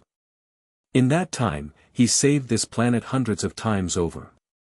Until recently, I had no reason to doubt his word. But now? Ben pressed. Cecil switched the display to a different file. We've been piecing together fragments of information for years. Reports from alien visitors, intercepted transmissions, archaeological findings from other worlds. The picture they paint of Viltrum is considerably different from Nolan's description. The new display showed limited imagery of what appeared to be a militaristic society, beings resembling Omni-Man in formation, planetary systems marked with identical symbols. You think Viltrum is an empire, not a utopia, Ben said, the pieces clicking into place. Cecil nodded grimly. The evidence suggests the Viltrumites may be conquerors, not saviors. But it's fragmentary, nothing conclusive enough to confront Omni-Man with directly. Mark stared at the images, his expression a mixture of disbelief and dawning horror. If that's true, if Dad is actually some kind of advanced scout for an invasion, it would explain the Guardian murders, Cecil finished. Perhaps they discovered something, or Nolan received new orders from his homeworld. Ben studied the limited information carefully. In my universe, I've dealt with plenty of conquering species. They usually follow patterns, softening up resistance, eliminating threats, establishing footholds. If Viltrumites are conquerors, the Guardians would be the first logical target. Followed by what? Mark asked, his voice hollow. Neutralizing remaining resistance, securing strategic assets, preparing for the main invasion force, Ben listed. Classic playbook. Cecil closed the files with a wave of his hand. This is all theoretical. We need more concrete evidence before we can determine Nolan's true intentions. And how do we get that evidence without tipping him off? Ben asked. Cecil turned to Mark. That's where you come in. You have access your father doesn't suspect. Your training sessions, your conversations, they're opportunities to gather information. Mark looked uncomfortable. You want me to spy on my dad? I want you to keep your eyes open, Cecil clarified. Pay attention to what he emphasizes in your training, the questions he asks, any inconsistencies in what he tells you about Viltrum or his mission here. Ben placed a hand on Mark's shoulder. You don't have to do this alone. I can back you up. Mark took a deep breath. Fine. But this doesn't mean I believe he's guilty. I'm just gathering information. That's all we're asking, Cecil assured him. In the meantime, the new Guardians of the Globe are assembling today for their first official meeting. I'd like both of you to attend. Ben raised an eyebrow. Me? I'm not exactly a permanent resident here. True, but your experience and abilities would be valuable, Cecil said. Even temporarily. And it provides another reason for you and Mark to work together without raising suspicion. Ben considered this. Joining this world superhero team, even temporarily, would give him insight into the hero dynamics here, and potentially allies if things went south with Omni-Man. All right, he agreed. When's the meeting? 3 hours, Cecil said. I'll send the coordinates to your communicators. He paused, looking between them. One more thing, Dr. Wilson has made progress on your dimensional situation, Ben. She'd like to see you in her lab when you have time. Ben perked up. Really? That's great news. Cecil nodded. Don't get too excited yet. It's preliminary findings. But any progress is good progress. As they left Cecil's office, Ben noticed Mark's distant expression. Hey, he said quietly. You okay? Mark shook his head. Not really. Everything I thought I knew about my dad, my heritage, it might all be a lie. He looked at Ben. How do you deal with this kind of thing? Finding out the people you trust might not be who you thought. Ben thought about his own experiences, discovering his grandfather's secret plumber past, learning that Azimuth created the Omnitrix for purposes far different than how Ben used it, finding out that trusted allies had hidden agendas. One step at a time, he said finally. Focus on what you know for sure, and work from there. The truth has a way of coming out, even when people try to hide it.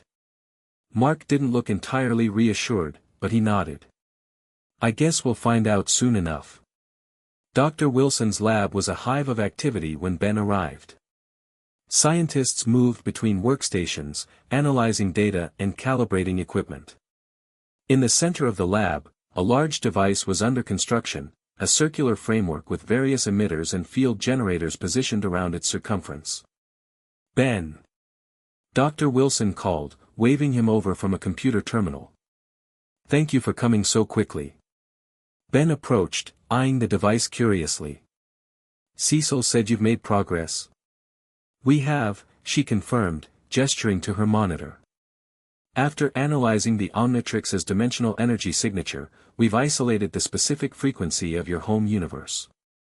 Think of it like a radio station, each universe broadcasts on its own unique frequency. We've found yours. Ben's hopes rose. So you can send me back. Dr. Wilson's enthusiasm tempered slightly. That's the complicated part. Finding the frequency is one thing. Creating a stable portal tuned to that frequency requires enormous energy, more than we can currently generate. She led Ben to the device under construction. This is a dimensional resonance amplifier. In theory, it could enhance the Omnitrix's natural dimensional properties enough to create a temporary gateway. But we need a power source orders of magnitude beyond our current capabilities. Ben studied the machine thoughtfully. What about borrowing energy? In my universe, I've used alien forms like feedback to channel energy from other sources. Dr. Wilson's eyes widened. That's actually brilliant. If the Omnitrix contains transformations capable of energy manipulation, we might be able to redirect existing power sources rather than generating new ones. She typed rapidly into her tablet. This could work. We'd need to modify the amplifier design, but the principle is sound. How long would that take? Ben asked. A week, maybe 2, for the modifications, she estimated. Then we'd need to identify an appropriate power source to tap into. Ben nodded, feeling a mix of relief and impatience. A path home was emerging, but not an immediate one. Keep me posted on the progress. In the meantime, I've got a superhero meeting to attend. Before he could leave, Dr. Wilson touched his arm. Ben, there's something else you should know. During our analysis of the Omnitrix, we detected unusual energy readings whenever you transform, specifically, trace elements of what we call chronal particles. Chronal particles. Time energy, she clarified. It's minuscule, but it's there. We think it's residual from whatever the villain Ian did to displace you. The good news is it's fading naturally, which suggests your displacement has a self-correcting mechanism built in. Ben frowned. Meaning? Meaning even if we don't succeed with the amplifier, you might eventually return to your universe automatically, she explained. Though, eventually, could mean days, weeks, or years, we can't predict the decay rate precisely. Great, Ben said with a sigh. So I've got 2 options, wait who knows how long for this temporal energy to run its course, or help you build a machine that needs more power than your world can generate. Dr. Wilson smiled sympathetically. Science is rarely convenient. But we're making progress, and that's something. Ben checked the time, the Guardian meeting would start soon. I appreciate the update. Let me know if you need help with the modifications. Some of my alien forms are pretty good with technology. As he left the lab, Ben couldn't help feeling frustrated.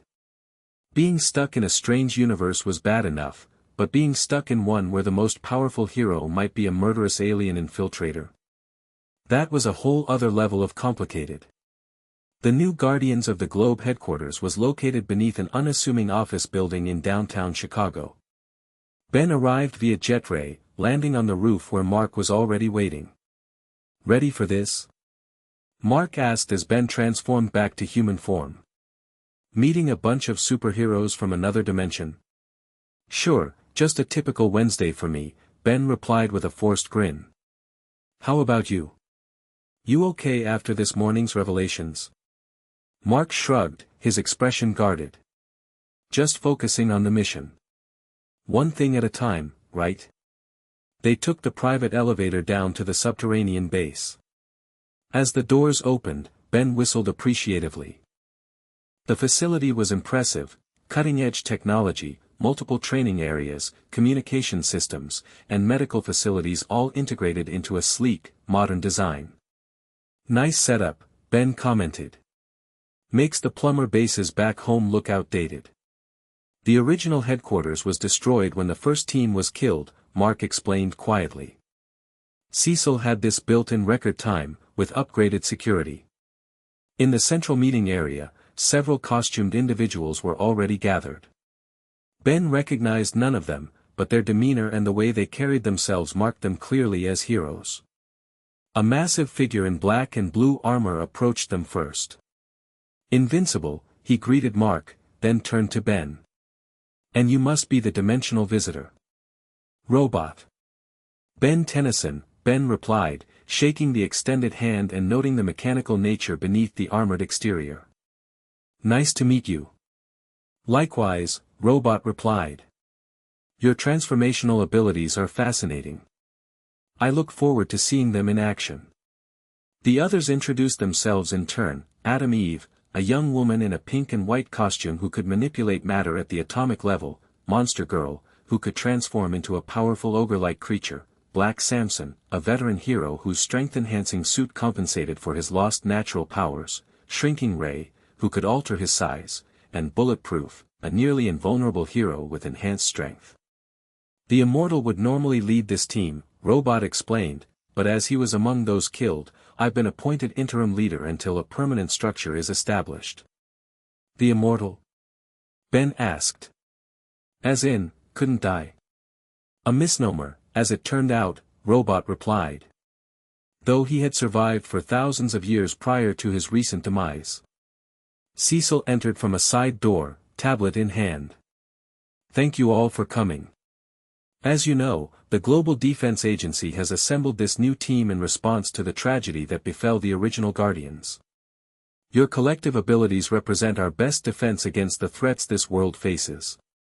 He gestured to Ben. Ben Tennyson will be joining you temporarily while we work on returning him to his dimension. His experience and unique capabilities will be valuable assets. Question: Adam Eve raised her hand. No offense to the new guy, but are we going to discuss what actually happened to the original team? We're all taking over for heroes who were murdered, and no one's telling us who did it or if we're in danger too. The room fell silent. Ben glanced at Mark, whose expression had grown tense. Cecil cleared his throat. The investigation is ongoing. We have leads we're pursuing, but at this time, I cannot share details that might compromise those efforts. That's not good enough, Black Samson argued. I worked with the original Guardians for years. We deserve to know what we're walking into. Before Cecil could respond, an alarm blared throughout the facility. Robot moved immediately to the central console, accessing the emergency channel. Multiple incidents reported, he announced. Coordinated attacks on infrastructure across the city. Power stations, water treatment facilities, transportation hubs, all being hit simultaneously. Cecil stepped forward. This is exactly why we need the Guardians operational. Robot, coordinate the response. Divide the team to cover as many locations as possible. Robot nodded, quickly assigning targets. Black Samson and Bulletproof, take the power station. Adam Eve and Monster Girl, water treatment plant. Shrinking Ray, transportation hub. Invincible and Ben, the downtown district, reports indicate the most significant destruction there. Ben activated the Omnitrix. Ready when you are. Mark nodded, his hero persona taking precedence over personal concerns. Let's move. The downtown district was in chaos when they arrived. Buildings were damaged, vehicles overturned, and civilians ran screaming from what appeared to be humanoid robots methodically destroying infrastructure. Those don't look like machine heads tech, Mark observed as they hovered above the scene. Ben, as Jetray, studied the attackers. More advanced. Military grade by the look of them. The robots, sleek, chrome-plated humanoids with glowing blue power cores, turned their attention to the arriving heroes. Their eye sensors flashed red, and weapon systems deployed from their arms. Hostile entities detected. Initiating elimination protocols, one announced in a mechanical voice. Friendly, Mark muttered. I'll take the group on the left, you handle the right. Ben nodded. Watch yourself. Something feels off about this. Mark dove toward his targets while Ben banked sharply, firing neuroshock beams at the nearest robots. The blasts connected, but the machines merely staggered rather than falling. Tougher than they looked. Let's try something with more punch, Ben said, hitting the Omnitrix symbol. Humongousaur. Growing to 20 feet tall, Ben charged the robot group, smashing his massive fist through the first machine. The others opened fire, energy weapons striking his tough hide. The shot stung but couldn't penetrate his armor-like skin. Across the street, Mark was plowing through robots with super-strength punches, though Ben noticed he was holding back, pulling his punches to avoid causing collateral damage to the surrounding buildings. Ben grabbed two robots and smashed them together, reducing them to scrap metal. These things aren't sentient, right? Just machines. Pretty sure, Mark called back, dodging an energy blast. No biological components that I can see. That was all Ben needed to hear. He transformed again, this time into Upgrade, a galvanic mechamorph capable of merging with and enhancing technology. His liquid metal form flowed over the nearest robot, taking control of its systems. "Let's see what you know," Ben said, accessing the robot's programming through direct interface. The information flow was immediate and disturbing. These weren't random attack drones, they were specifically targeting critical infrastructure according to a strategic pattern designed to maximize chaos while testing response capabilities.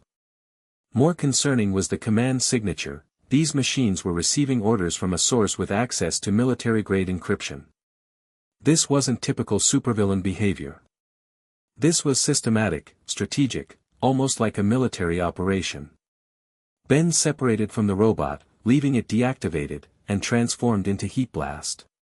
Mark. These things are part of a coordinated attack pattern. Someone's testing city defenses. Mark smashed through another robot. Testing for what? I don't know, but Ben was interrupted by a massive explosion several blocks away. A pillar of smoke rose from what appeared to be the financial district. "That's the GDA regional office," Mark exclaimed. "Same as before." Ben's flames intensified with his concern. "It's a distraction, just like with Machine Head. The robots draw out the heroes while someone else hits the real target." "Go," Mark urged. "I can handle these. Check out the GDA office." Ben transformed back to Jetray and shot toward the smoking building. As he approached, he spotted a familiar white and blue figure hovering above the destruction. Omni-Man. Ben slowed, cautious. What was Nolan doing here? Omni-Man spotted him and flew over, his expression grim. "Ben Tennyson. The GDA office has been hit. Some kind of advanced explosive device. I've evacuated the survivors, but the attack was clearly targeted. The research division took the brunt of the blast." Ben's heart sank. "The research division? Where Dr. Wilson's lab is located?" Nolan nodded. "I believe that was the primary target. Most of her equipment has been destroyed." Ben swooped down to the damaged building, phasing through the debris as Jetray. Inside, he found chaos, injured personnel being treated by emergency responders, destroyed equipment, and the dimensional resonance amplifier Dr. Wilson had been building now a twisted wreck of metal. He located Dr. Wilson being treated for a head wound, her lab coat covered in dust and blood. "Dr. Wilson." Ben called, transforming back to human. "Are you alright?" She looked up, recognition dawning through the shock. "Ben. Thank goodness you're safe." She gestured weakly to the destroyed lab. They knew exactly what to target. "The amplifier, our research data, it's all gone." "Who did this?" Ben asked, helping her sit up as a medic cleaned her wound. "I don't know," she replied. "The explosion happened so fast.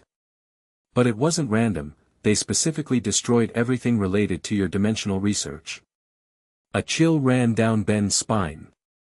Someone wanted to keep him trapped in this dimension. The question was who, and why. Omni-Man descended through the damaged ceiling, landing near them with precise control despite his immense power. "Dr. Wilson. I'm glad to see you survived." Wilson nodded weakly. "Thank you for evacuating everyone, Omni-Man. Did you see who planted the explosive?" Ben asked Nolan directly. Omni-Man shook his head. "I arrived after the detonation. The robots attacking downtown appeared to be the primary distraction."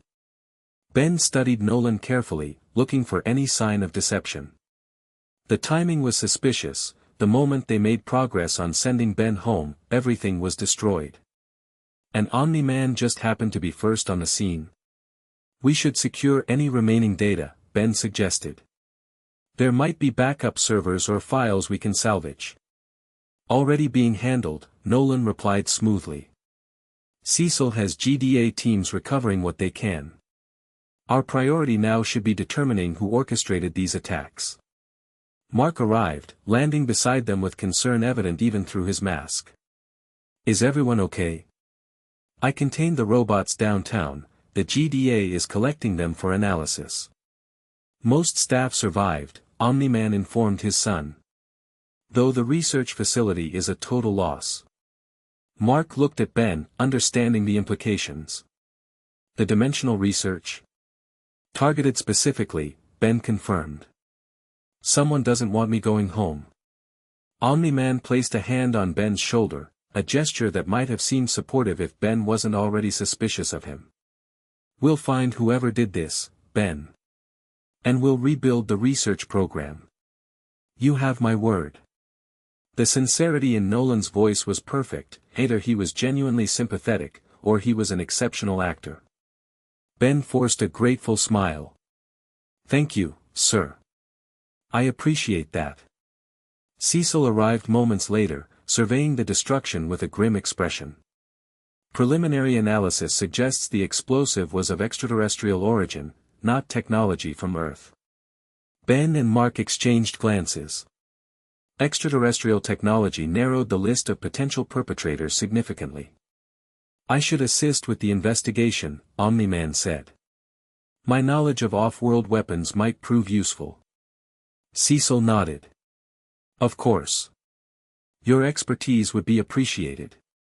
As Nolan moved away to examine the blast site, Cecil motioned for Ben and Mark to follow him to a relatively intact corner of the facility. This was no coincidence, he said quietly. The attack occurred exactly 12 minutes after Dr. Wilson filed her breakthrough report on the dimensional amplifier. Suggesting someone has access to GDA systems, Ben concluded. Or is monitoring them externally. Either way, it confirms our suspicions, Cecil said grimly. Someone wants you here, Ben. The question is whether it's because of what you know about Omni-Man, or because of the Omnitrix itself. Mark glanced toward his father, who was examining debris with methodical precision. You think my dad destroyed the research to keep Ben trapped here? Cecil sighed. I don't know. But the timing and the extraterrestrial nature of the explosive technology are concerning. Ben activated the Omnitrix, cycling through aliens thoughtfully. There's another possibility. Maybe whoever killed the Guardians is worried I'll help expose them before I leave. Keeping me here is a risk, but sending me home without neutralizing what I know could be worse. A calculated risk, Cecil. Agreed. Either way, we need to accelerate our investigation. If Nolan is behind this, his actions suggest an escalating timeline. Mark's expression hardened with resolve. I'll get the information we need. Dad's been wanting to step up my training, I'll use that to find out what he knows. Be careful, Ben warned. If he suspects you're onto him. Mark nodded grimly. I know the risk. But I need to know the truth. The next morning, Ben found himself in a remote location outside the city, a vast, open field far from civilian populations. Mark had invited him to observe his training session with Omni-Man, under the pretense of sharing hero techniques from different dimensions. Omni-Man arrived precisely on time, descending from the sky with controlled power. He nodded to Ben before turning to his son. Today we'll focus on controlling your strength in complex situations, Nolan explained. In real combat, you'll often face multiple opponents of varying durability. Applying the correct force to each is essential. Mark nodded. Makes sense. Nolan turned to Ben. Perhaps you could assist us. Your ability to transform into different species with varying levels of durability would make for excellent training scenarios. Ben grinned, activating the Omnitrix. Happy to help. Any preference on where to start? Something durable but not invulnerable, Nolan suggested. Mark needs to learn to hit hard enough to be effective without causing lethal damage. Ben selected Diamond Head, transforming into the crystalline alien. This form can take a serious beating. Crystals regenerate, but they can be shattered with enough force. Nolan nodded approvingly. Perfect.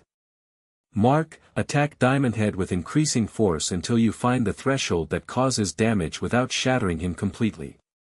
What followed was an intense training session that tested both Mark's control and Ben's durability.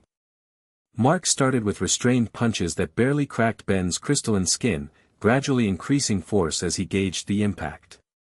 Nolan observed closely, occasionally offering guidance.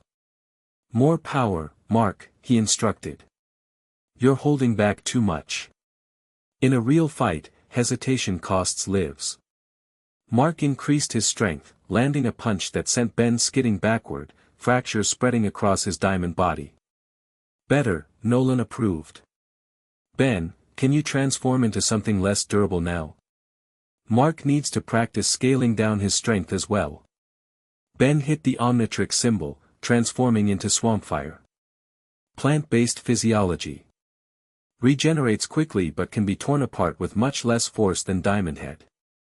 The training continued, with Ben cycling through different aliens of varying durability, Forearms for strength, Goop for amorphous resilience, Chromastone for energy absorption.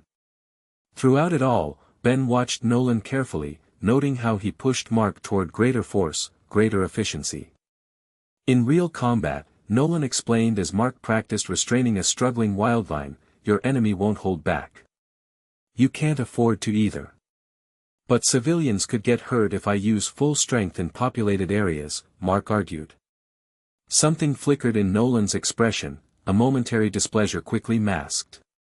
"That's why you remove threats quickly and decisively. The longer a fight drags on, the more collateral damage occurs." Ben transformed back to human, taking a break as father and son continued with flight maneuvers. There was something in Nolan's teaching philosophy that troubled him, an emphasis on overwhelming force rather than protection, on neutralizing threats rather than saving lives. It was subtle but consistent. After an hour of aerial training, Nolan called for another exercise.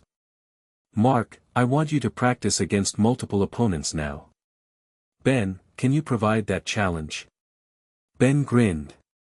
"One of my aliens is perfect for that." Echo, echo. In a flash of green light, Ben transformed into the small, silicon-based alien, then immediately split into 5 identical copies. "We can make noise too," the Bens said in unison, their mechanical voices creating an unsettling chorus. Mark looked impressed. "That's cool.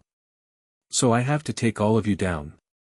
While protecting this, Nolan added, placing a small device on the ground. "Consider it a civilian you must defend. If it's damaged during the fight, you fail." The exercise began with the echoes attacking from different directions, forcing Mark to divide his attention. He was fast, but having to protect the device limited his mobility. "Don't just react," Nolan called from the sideline. "Identify the primary threat and neutralize it first." Mark adapted quickly, recognizing that the original Ben controlled the duplicates. He focused his efforts on capturing that one, though the copies made it difficult to identify the original. During the exercise, Ben noticed Nolan studying the Omnitrix with intense interest whenever he transformed. There was calculation in his gaze, an evaluation that went beyond casual curiosity. Finally, after Mark successfully completed the challenge, Nolan called an end to training. "Good work today. Your control is improving, though you still hesitate too much." Mark wiped sweat from his brow. "I'd rather hesitate than hurt someone accidentally." "In battle, hesitation gets people killed," Nolan countered firmly. "Remember that." As they prepared to leave, Nolan approached Ben. "Your transformations are remarkable. Each alien form perfectly adapted to its ecological niche. The tactical applications are impressive." Ben transformed back to human. "Thanks.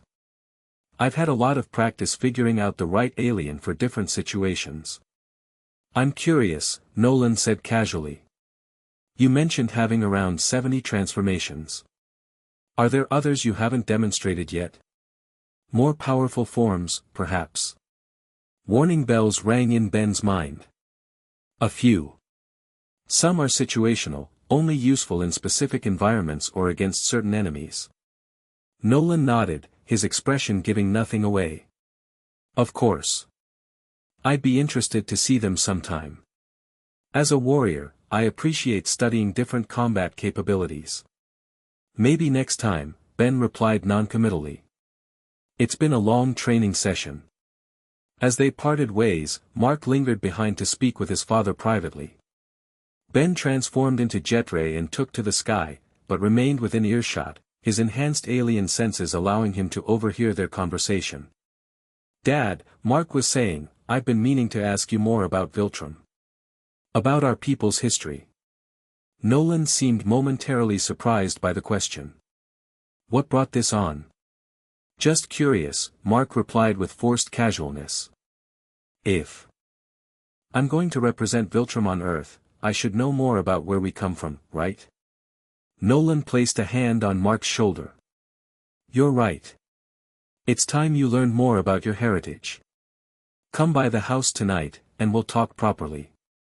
As Ben flew away, he couldn't shake a sense of foreboding. Mark was playing a dangerous game, probing for information from a man who might have slaughtered the world's greatest heroes. And now Ben was more convinced than ever that Nolan had a specific interest in the Omnitrix, an interest that went beyond mere curiosity. That evening, Ben met with Cecil at GDA headquarters to report on the training session. The facility was still recovering from the attack, with temporary workstations set up in undamaged sections. He was definitely interested in the Omnitrix's capabilities, Ben explained. Specifically asked about my more powerful transformations. Cecil frowned. That aligns with our concerns. If Omni-Man is planning something, having access to your transformative abilities would be strategically valuable. He also pushed Mark pretty hard in training, Ben added.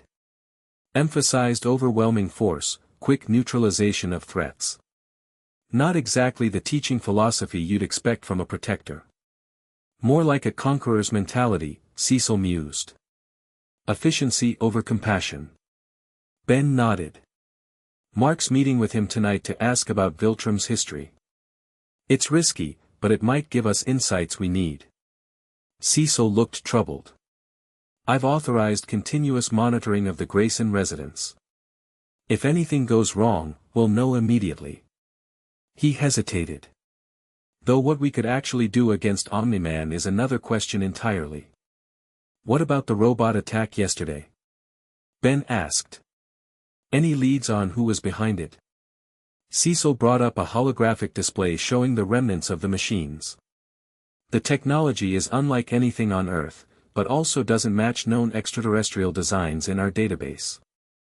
The command protocols were routed through multiple proxies, untraceable so far. And the explosive at the research lab? Definitely alien origin, Cecil confirmed. Molecular composition suggests technology from the Thraxan system, a region of space Nolan once mentioned having visited. Ben frowned. That's pretty damning. Circumstantial, Cecil cautioned. The technology could have been acquired or replicated by others. We need more definitive proof before confronting someone of Omni-Man's power level. A GDA agent entered, handing Cecil a tablet. He reviewed the information, his expression darkening. What is it? Ben asked. The Mauler twins have escaped containment, Cecil said grimly. The super-strong blue scientists I mentioned before. Their breakout occurred during a power fluctuation that affected the prison's security systems. Connected to yesterday's attacks? Almost certainly, Cecil agreed. The timing is too convenient to be coincidence. Ben activated the Omnitrix. Want me to track them down? Wildmutt can follow their scent. Cecil shook his head. Not yet. We're monitoring known associates and locations. Better to learn what they're planning than simply recapturing them. He paused. Though having you on standby would be prudent. The Maulers are exceptionally dangerous, super strength combined with genius-level intellect. Just what we need, Ben muttered. More complications. Cecil's communicator beeped. He checked the message, then looked up at Ben with concern. Mark has arrived at his parents' house. The monitoring is active. Ben nodded grimly. Now we wait and see what Nolan reveals about Viltrum. Hours later, Ben sat in a GDA monitoring station with Cecil, watching surveillance feeds from the Grayson residence. The technology was impressive. Directional microphones captured conversation through walls, while thermal imaging showed the occupants' positions within the house. Mark and his father sat in the living room, engaged in what appeared to be a history lesson. Nolan's voice came through the speakers clearly. Viltrum wasn't always the advanced civilization it is today, Nolan was saying. In our ancient past, our people were divided, weak, consumed by petty conflicts. What changed? Mark asked. Nolan's voice took on a tone of pride. A great leader arose who recognized that our division was holding us back. He united our people under a singular vision, that the strongest must lead, for the benefit of all. Through fighting? Mark pressed. Through proving their worth, Nolan corrected. The weak cannot build a better world, Mark. Only the strong can create lasting peace and progress. Cecil and Ben exchanged glances. This philosophy sounded far from the utopian ideal Nolan had previously described. So Viltrum became unified under this leader, Mark continued. Then what? Then we looked to the stars, Nolan replied. We saw thousands of worlds trapped in cycles of war, disease, famine, all products of weak leadership. Our people decided to share our strength, to guide these civilizations toward better futures. By sending people like you to help them? Nolan paused before answering. Yes. Viltrumites with the strength and wisdom to shepherd developing worlds toward greatness. And Earth is one of those worlds, Mark said. Earth has potential beyond most, Nolan confirmed. With the right guidance, humans could achieve greatness in mere generations rather than millennia. The conversation continued, with Mark carefully probing for more details while Nolan shared selected aspects of Viltrumite history. What emerged was a picture quite different from the benevolent protectors Nolan had previously described, a culture that valued strength above all, that viewed themselves as inherently superior to other species. He's sanitizing it, Cecil muttered. But even through his filter, the imperialistic nature comes through. Ben nodded. Classic conqueror's mindset dressed up as mentorship. We know better than you, so we'll take control for your own good. After an hour, Mark steered the conversation toward Viltrumite physiology. Dad, I've been wondering, do we have any weaknesses? Things I should be aware of as my powers develop? Nolan seemed to choose his words carefully. Viltrumites are the most powerful beings in the known universe, but no species is without vulnerabilities.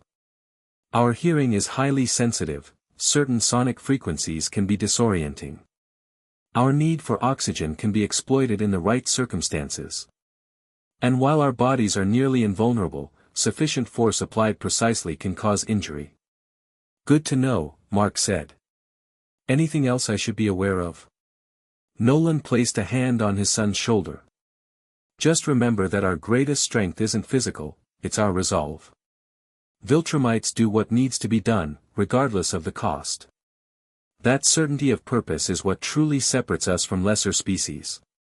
Cecil switched off the audio. He's confirmed the weaknesses we already knew about. But that last part, about doing what needs to be done regardless of cost, that's concerning. Ben agreed. Sounds like he's preparing Mark for something. Something that might require difficult choices. The monitoring console suddenly beeped an alert. Cecil checked the readout. Multiple explosions reported at power substations across the city. The backup systems are failing. As if on cue, the lights in the GDA facility flickered. Emergency generators kicked in, maintaining power to essential systems. The Mahler twins? Ben suggested. Possibly, Cecil replied, already accessing emergency protocols on his tablet. Or connected to yesterday's robot attacks. Either way, we need to respond. He opened a communication channel. All available Guardians, we have a citywide power grid attack in progress. Deploy immediately to designated coordinates. Ben activated the Omnitrix. What about Mark? Should we pull him out? Cecil hesitated. No. If Nolan is behind these attacks, extracting Mark now might tip our hand. Let him complete the conversation naturally. He glanced at the monitor, where Mark and Nolan were now moving toward the door, apparently responding to the power outages themselves. Besides, it looks like they're both heading out to address the situation. Ben selected an alien form. Then I'll join the response team. Which substation is priority? The North Grid Nexus, Cecil replied. It controls power to the hospital district. Robot and Adam Eve are already en route. Ben nodded. On my way. XLR-8. In a flash of green light, Ben transformed into the velociraptor-like alien and sped from the facility, a blue blur racing through darkened streets toward the North Grid. As he ran, Ben couldn't shake the feeling that these attacks were more than simple terrorism or criminal activity, they were tests, probing the city's defenses and response capabilities. But tests for what? And how did it connect to Omni-Man's potential betrayal? The pieces were there, but the complete picture remained elusive. One thing was certain, something big was coming, and Ben was running out of time to prepare for it. The North Power substation was in chaos when Ben arrived. Fires burned unchecked, infrastructure was damaged, and workers fled from attacking robots similar to those from the previous day, but with notable upgrades. Robot and Adam Eve were already engaged, Robot using his mechanized suit to battle multiple machines while Eve created matter barriers to protect civilians. About time. Eve called as Ben skidded to a stop beside her. These things are tougher than yesterday's models. Ben transformed from XLR-8 to Heat Blast, his fiery form illuminating the darkened facility. Let's see if they still burn. He launched fireballs at the nearest robots, only to see the flames dissipate against newly reinforced heat shields. The machines turned toward him, sensors locking on. Thermal-based entity detected, one announced. Deploying countermeasures. The robots fired canisters that burst into fire-suppressing foam, threatening to extinguish Ben's flames. Oh no you don't. Ben called, increasing his heat to burn through the suppressant. They're adapting to our abilities. I noticed, Robot replied, grappling with a machine that seemed specifically designed to counter his strength. Someone's learning from each encounter. Ben transformed again. Shock rock. His body changed to a crystalline blue form crackling with electrical energy. Ben channeled the power into a massive surge that overloaded several robots simultaneously, sending them crashing to the ground in smoking heaps. Electricity works, he called to the others. They haven't adapted to that yet. Eve nodded, using her matter manipulation to tear apart the robot's internal components while Ben continued his electrical assault. Robot analyzed the fallen machines, apparently scanning their technology. These units have data transmission capabilities, he announced. They're sending combat information back to their control source in real time. Can you trace it? Ben asked, blasting another robot. Attempting to, Robot replied. The signal is heavily encrypted and bouncing through multiple relays. A blur of blue and white suddenly streaked into the facility, Omni-Man, arriving with devastating effect. He tore through robots with casual ease, reducing them to scrap metal in seconds. The south and east substations are secure, he announced. The west station is being handled by the other Guardians. Ben watched Nolan carefully, noting his complete lack of strain despite the robot's apparent adaptations. Whatever countermeasures they had developed, they weren't designed for Viltrumite-level opposition. Any sign of who's controlling them? Ben asked. Omni-Man shook his head. Not yet. Though the technology suggests off-world origin, possibly Thraxan. Ben exchanged glances with Eve and Robot. The same origin as the explosive that destroyed the dimensional research. Where's Mark? Ben asked, noticing Invincible's absence. Assisting with civilian evacuation downtown, Nolan replied. The power outage has caused significant chaos. As the last robot fell, Robot approached a relatively intact unit. I need to examine their programming more thoroughly. If I can decrypt their command protocols, we might identify the source. Omni-Man nodded. A sound strategy. I'll continue aerial reconnaissance for additional threats. As Nolan flew off, Ben transformed back to human form. He seemed almost casual about all this. Like he already knew what we were facing. Eve frowned. What are you suggesting? That Omni-Man is connected to these attacks? Ben hesitated, unsure how much Cecil had shared with the other Guardians. I'm just saying, the coincidences are piling up. Extraterrestrial tech that matches regions he's visited. Attacks that specifically targeted research that could send me home. Robots that adapt to everyone's abilities except his. Robot looked up from the machine he was examining. Your suspicions may have merit, Ben.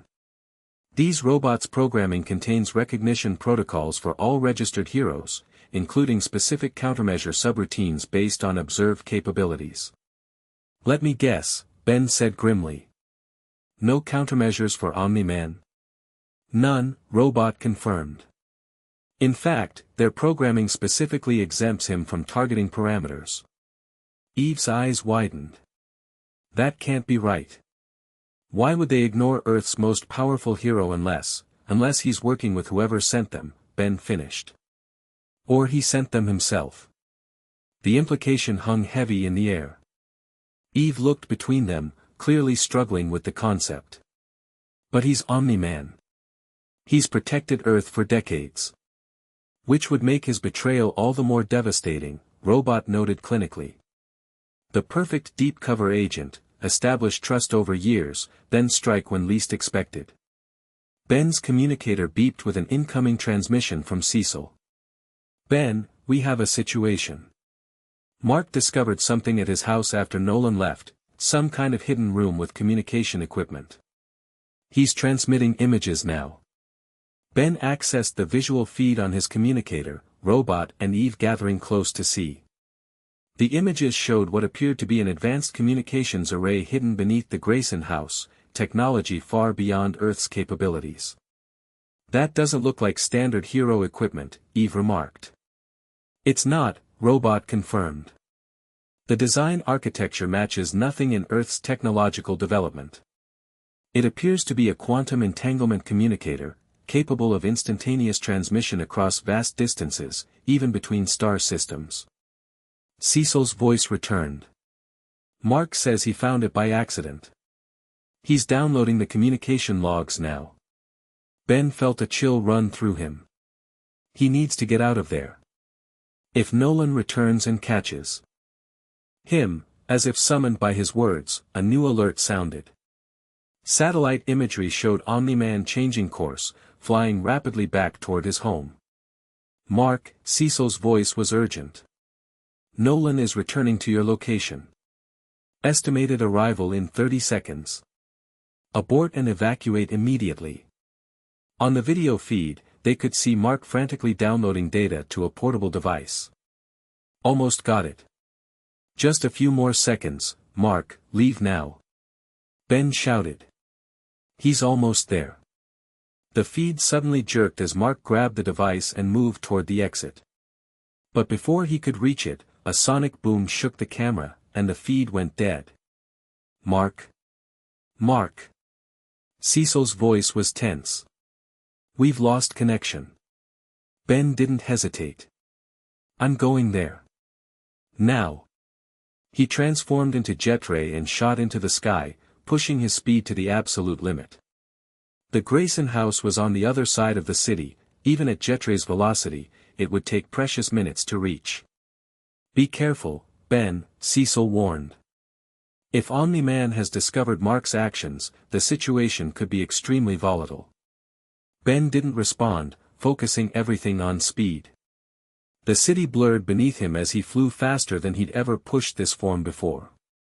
When he finally reached the Grayson residence, he found the house intact but could sense the tension even from outside.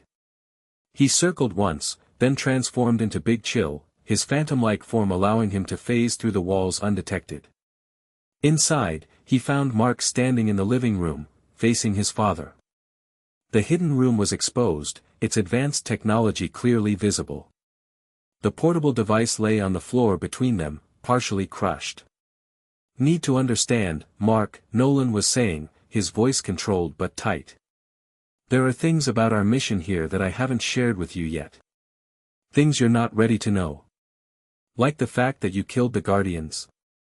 Mark demanded, his fists clenched at his sides.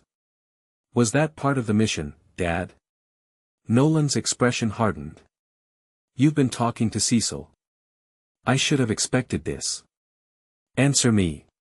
Mark shouted, emotion breaking through. "Did you kill them?" Silence hung in the air for a long moment before Nolan finally spoke. "Yes." The single word fell like a hammer blow. Mark staggered back as if physically struck. "Why?" he whispered. Nolan straightened, something changing in his demeanor, a mask falling away to reveal something harder, colder beneath. "Because it was necessary. Because the Viltrumite Empire requires this planet, and they were potential obstacles." "Empire?" Mark repeated. "You said Viltrum was a utopia that helped developing worlds." "Viltrum is a utopia," Nolan replied calmly. "One built through strength and conquest. We bring order to chaos, progress to stagnation. The strong lead, the weak follow, that's the natural order of things." Ben remained invisible, witnessing the conversation while positioning himself to intervene if necessary. But he knew that against Omni-Man's power, even his strongest forms might not be enough. "So everything was a lie," Mark said, his voice hollow. "Your mission to help Earth, not a lie," Nolan interrupted. "Simply incomplete. Earth will be helped, by becoming part of the Viltrumite Empire. Under our guidance, humanity will advance centuries within decades. Those who adapt will thrive. And those who resist." Nolan's expression said everything. Mark shook his head, backing away from his father. "I can't be part of this. I won't help you conquer my home." "Your home is Viltrum," Nolan corrected sharply. "Your loyalty is to your people. This was always the plan, Mark, why I trained you, prepared you. As my son, you're destined to rule alongside me when Earth joins the Empire." "No," Mark said firmly. "I won't let you do this." Nolan's eyes narrowed. "This isn't a choice, son. The Empire is expanding, with or without your cooperation. I had hoped to complete preparations more gradually, but recent developments have accelerated our timeline." "Ben," Mark realized. "That's why you're so interested in the Omnitrix. You want it for the Empire." Nolan nodded. "A device that contains the DNA of thousands of species, can you imagine the strategic value? Combined with Viltrumite strength, it would make our forces unstoppable." Ben had heard enough. He materialized in the room, transforming from Big Chill to Diamondhead as he did so. "Sorry to interrupt the family reunion, but I'm not giving up the Omnitrix to anyone, especially not to conquerors." Nolan didn't appear surprised by Ben's presence. "I suspected you might be monitoring Mark. Another reason our plans needed acceleration." "It's over, Dad," Mark said, moving to stand beside Ben. "Cecil knows everything. The other Guardians know. Earth will resist." A sad smile crossed Nolan's face. "Just like your mother, so human in your thinking. Earth cannot resist, Mark. Not against what's coming." "What do you mean, what's coming?" Ben demanded. Before Nolan could answer, the ground suddenly shook with a massive impact outside. The walls of the house cracked as something immensely powerful landed nearby. Nolan looked up, his expression unreadable. "It appears my transmission was received. The advance force has arrived." Ben and Mark rushed to the window. Outside, a figure stood in the street, humanoid but massive, at least 8 feet tall, with the same physical characteristics as Omni-Man but more heavily muscled. He wore armor similar to Nolan's but with military styling and insignia that marked him clearly as someone of rank. A Viltrumite, Mark whispered. General Craig, Nolan confirmed. One of the Empire's most decorated commanders. Ben activated the Omnitrix, cycling through aliens. We need to warn Cecil. If this is just the advance force, it's too late for warnings, Nolan said, almost gently. Craig never comes alone. As if to confirm his words, the sky outside darkened as more figures descended, 5, 10, eventually 20 Viltrumites in formation, each radiating the same devastating power as Omni-Man. Ben had faced armies before, conquered worlds, fought beings of immense cosmic power. But something about the cold efficiency of these warriors, the absolute confidence in their bearing, sent a chill through him unlike anything he'd experienced. Mark, Nolan said, his voice taking on an almost pleading quality. This is the moment of choice. Stand with your people, or stand against us. But understand, Earth will become part of the Empire either way. Mark looked from his father to the assembled Viltrumites, then to Ben. In his eyes, Ben saw fear, confusion, but also determination. I stand with Earth, Mark said finally. With the humans who raised me and the heroes who inspired me. Nolan's expression hardened. Then you stand against me. Against your heritage. Ben stepped forward. He doesn't stand alone. He slammed down the Omnitrix dial, transforming in a flash of green light. But not into any of his standard combat forms. This time, the transformation was different, more profound. Alien X. Ben's body transformed into a humanoid shape of living darkness, his skin becoming a void filled with the light of distant galaxies and stars. Power unlike any other in his roster coursed through him, the power of a celestialcipian, capable of altering reality itself. Nolan's eyes widened in genuine surprise. What is this form? Inside Alien X, Ben found himself in the familiar mental landscape where Serena and Bellicus, the personalities of compassion and aggression, resided. Ben Tennyson returns, Bellicus noted gruffly. And once again in a crisis.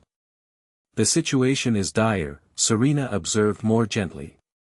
A hostile force threatens an entire world. I need your help, Ben pleaded. These Viltrumites are too powerful for my other forms. With Alien X, we could stop them before they conquer this Earth. Always rushing to action, Bellicus grumbled. Why should we intervene in the affairs of this dimension? It's not even your native reality. Because innocent lives are at stake, Ben argued. An entire planet faces subjugation or worse. We have the power to prevent that. He makes a compelling point, Serena conceded. Compassion does not recognize dimensional boundaries. Bellicus remained skeptical. The Viltrumites appear to be the dominant species in this universe. Perhaps their conquest is the natural order here. Natural order? Ben challenged. There's nothing natural about oppression. Every being deserves the right to determine their own fate, not have it imposed by conquerors. Outside, in the physical world, Alien X remained motionless as the debate continued within. Mark looked at the transformed Ben with confusion, while Nolan approached cautiously. Fascinating, Nolan observed. Incredible power, but apparently limited functionality. Your transformation seems unable to act. Mark positioned himself protectively in front of the immobile Alien X. Stay back, Dad. General Craig entered the damaged house, ducking through the doorway. Nolan, what is the meaning of this delay? The invasion timetable has been established. Nolan gestured to Alien X, an unexpected variable, General. The dimensional visitor possesses a transformation device of extraordinary capability. This particular form radiates power unlike anything in our records. Craig studied Alien X with cold calculation. Impressive, but irrelevant if it cannot act. Our forces are in position. The subjugation begins now. Inside Alien X, Ben sensed the escalating danger. We need to decide quickly. They're about to launch their invasion. Motion to grant Ben Tennyson temporary control of Alien X's powers to counter the Viltrumite threat, Serena proposed formally. I remain unconvinced, Bellicus countered. The affairs of alternate dimensions, wait. Ben interrupted as an idea struck him. I'm not asking to defeat them permanently. Just to give this world a fighting chance, to level the playing field. Explain, Bellicus demanded. The Viltrumites have overwhelming physical advantages. What if we temporarily neutralized those advantages? Created a dampening field that reduced their strength and speed to human levels, just long enough for this world's defenders to develop countermeasures. Serena looked intrigued. A measured intervention. Not deciding the conflict, merely ensuring fair contest. Balance rather than victory, Bellicus conceded grudgingly. There is precedent for such action. So we're agreed? Ben pressed. After a moment's consideration, both entities nodded. Motion carried. Temporary power granted to Ben Tennyson for the specific purpose of creating a Viltrumite dampening field. Outside, Alien X suddenly moved, raising his arms as cosmic energy swirled around him.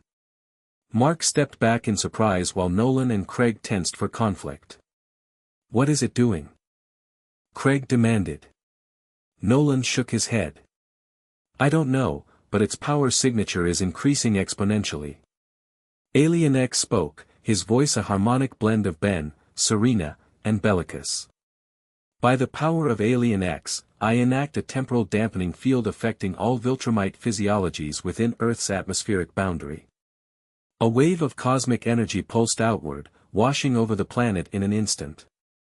Nolan and Craig suddenly staggered, expressions of shock and disbelief crossing their faces as they felt their strength diminish. What have you done? Nolan demanded, his voice lacking its usual power. Ben transformed back to human form, the Omnitrix timing out after the immense energy expenditure of Alien X, leveled the playing field. For the next 24 hours, all Viltrumites on Earth are reduced to human-level strength and speed. Craig lunged at Ben in fury, but moved with merely human quickness, easily dodged. Mark intercepted the Viltrumite general, surprised to find himself now physically stronger than the alien warrior. This is impossible. Craig snarled. No technology can neutralize Viltrumite power. Not technology, Ben explained, breathing hard from the exertion of controlling Alien X even briefly. Something a bit more, cosmic. Nolan looked at Ben with newfound wariness. You've made a grave mistake. When this effect wears off, by then, the GDA and Earth's heroes will be ready, Ben interrupted. This world deserves a chance to choose its fate, not have it decided by conquerors. He activated his communicator.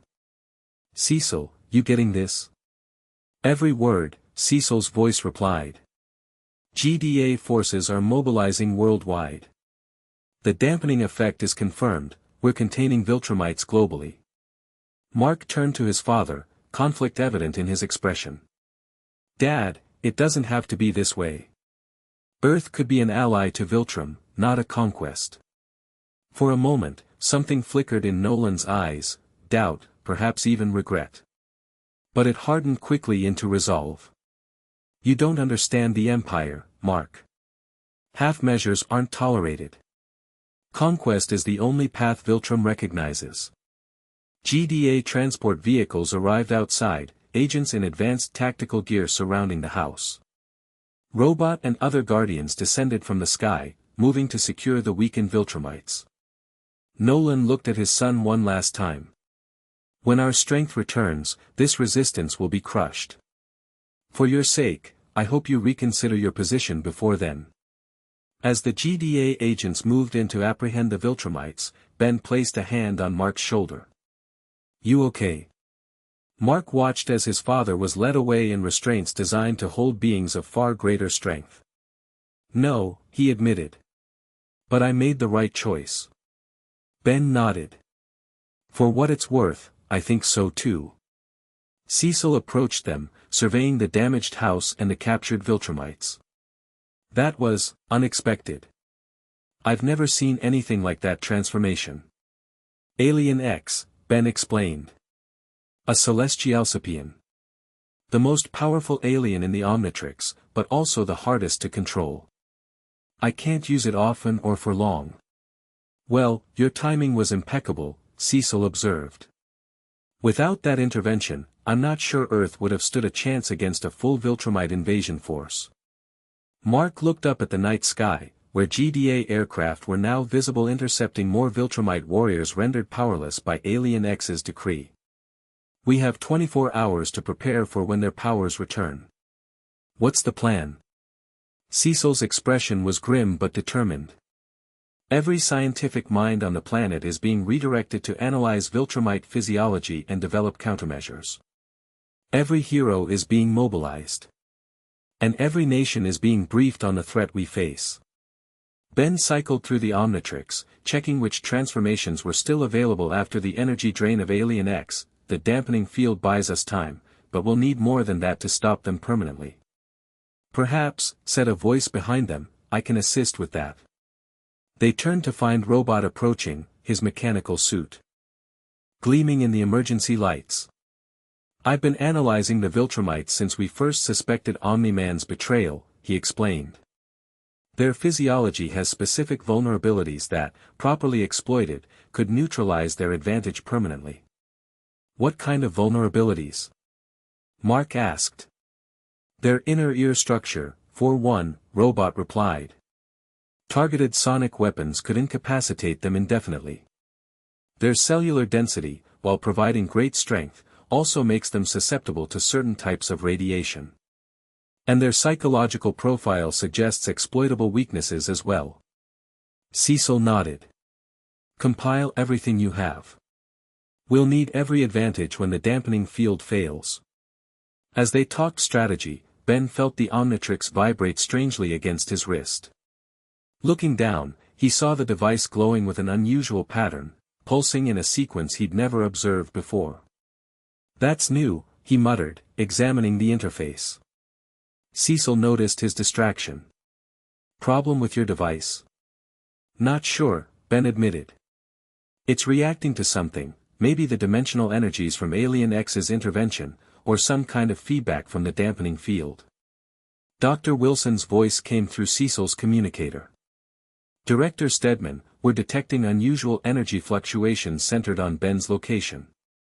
The readings are similar to those observed during his initial arrival in our dimension. Ben's eyes widened as the Omnitrix's pulsing increased. I think the dimensional barrier is thinning. Alien X's power must have destabilized it somehow. Mark looked alarmed. You mean you might be pulled back to your dimension? Now.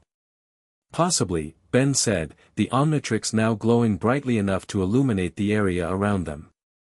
The timing could be better. Cecil quickly assessed the situation. If you're returning to your dimension, we need to transfer as much information as possible about the Viltrumites before you go.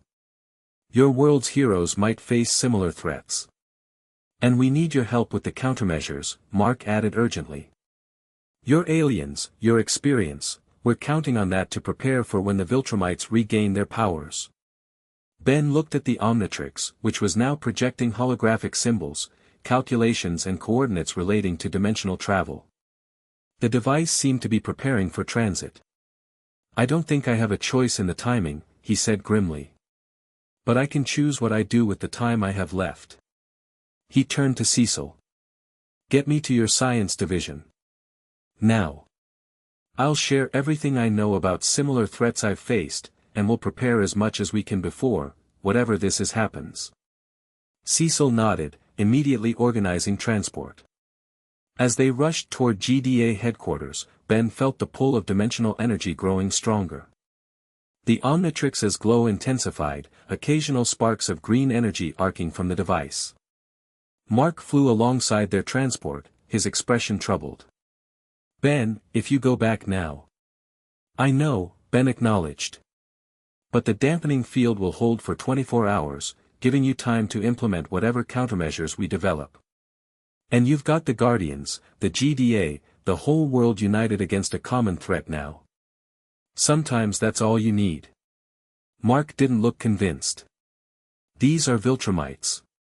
You've seen what my dad alone could do. An army of them. Would be terrifying, Ben agreed. But every species has weaknesses.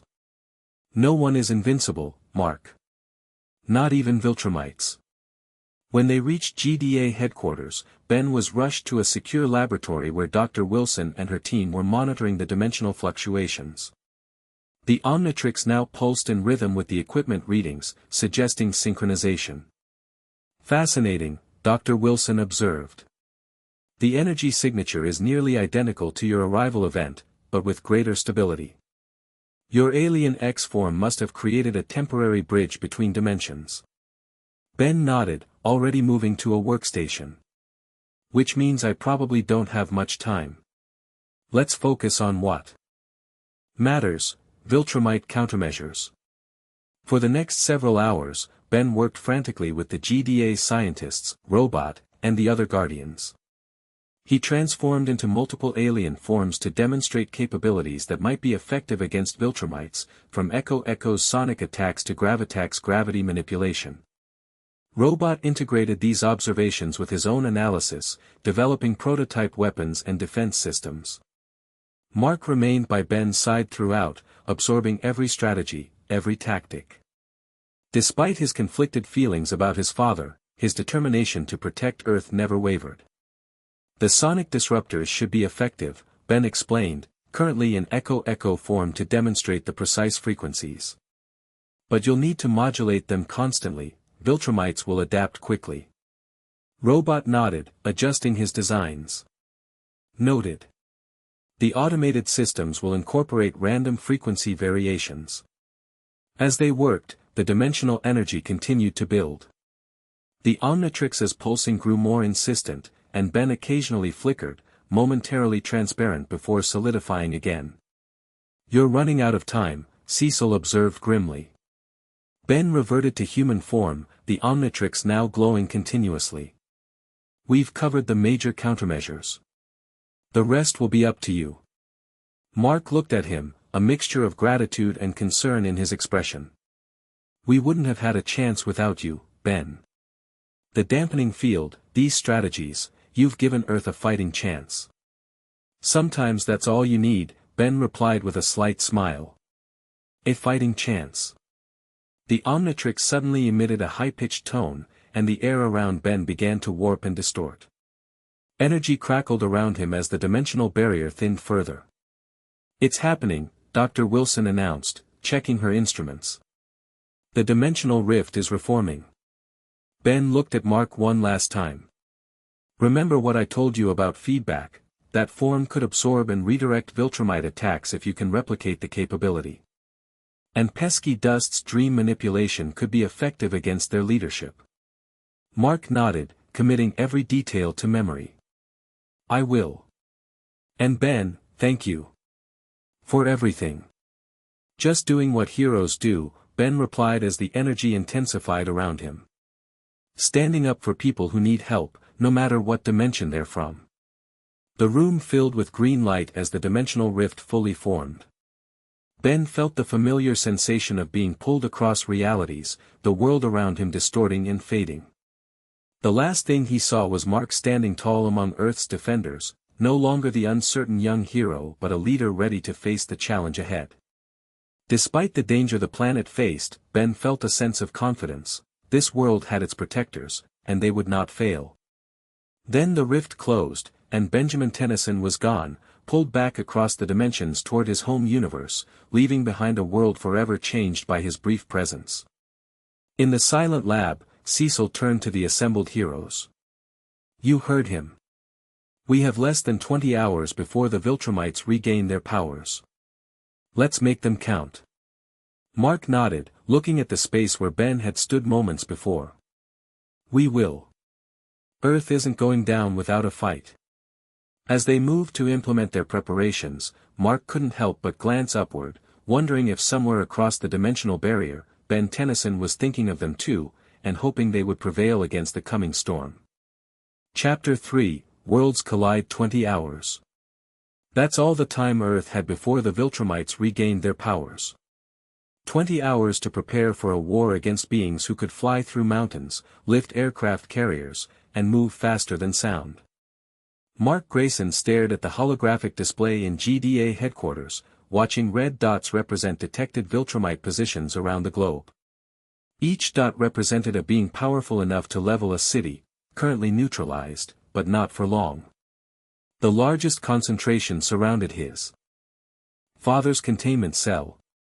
"We've secured 67 Viltrumites worldwide," Cecil reported, joining Mark at the display. "Intel suggests their total invasion force numbers closer to 200. Mark's stomach dropped. So over 100 superpowered aliens are still out there, waiting for their strength to return. Hiding in plain sight, most likely, Cecil confirmed. The dampening field affected their powers but not their appearance. They could be anywhere, preparing, observing, planning. Robot approached, his mechanical body moving with precise efficiency. "The prototype sonic disruptors are ready. Production is being scaled up at facilities worldwide. We should have enough units to equip major defense forces within 18 hours. That cuts it close," Mark muttered. "What about the other countermeasures?" "The radiation emitters are more complicated," Robot replied. "Ben's specifications were precise, but our technology struggles to replicate the exact frequencies his feedback form demonstrated. We're making progress, but we might not be ready in time," Mark finished. Cecil's expression remained determined. "We're deploying what we have. Every hero, every military unit, every defense agency worldwide is on high alert. This is humanity's stand, Mark. With or without perfect weapons." Mark nodded, trying to channel the confidence Ben had shown even in the face of overwhelming odds. "I should talk to my dad. He might know more about their tactics, their weaknesses, anything that could help." Cecil hesitated. "That's risky. Nolan is unpredictable right now. His loyalty is clearly to Viltrum, not Earth." "He's still my father," Mark insisted. "And he's been on Earth for 20 years. Part of him must care about this planet, about the people here. About Mom." After a moment's consideration, Cecil nodded. "The containment facility is secure. Even when the dampening field fails, the cell is designed to hold beings of his power level, temporarily, at least." As Mark prepared to leave, Monster Girl approached him. "Mark, wait. We've been analyzing the Viltrumite blood samples. There's something you should know before you see your father." Mark paused. "What is it?" She exchanged glances with Robot before continuing. "Their DNA, it's compatible with human DNA. Extremely compatible. The chances of such close genetic similarity evolving independently on separate planets is astronomically unlikely," Robot finished.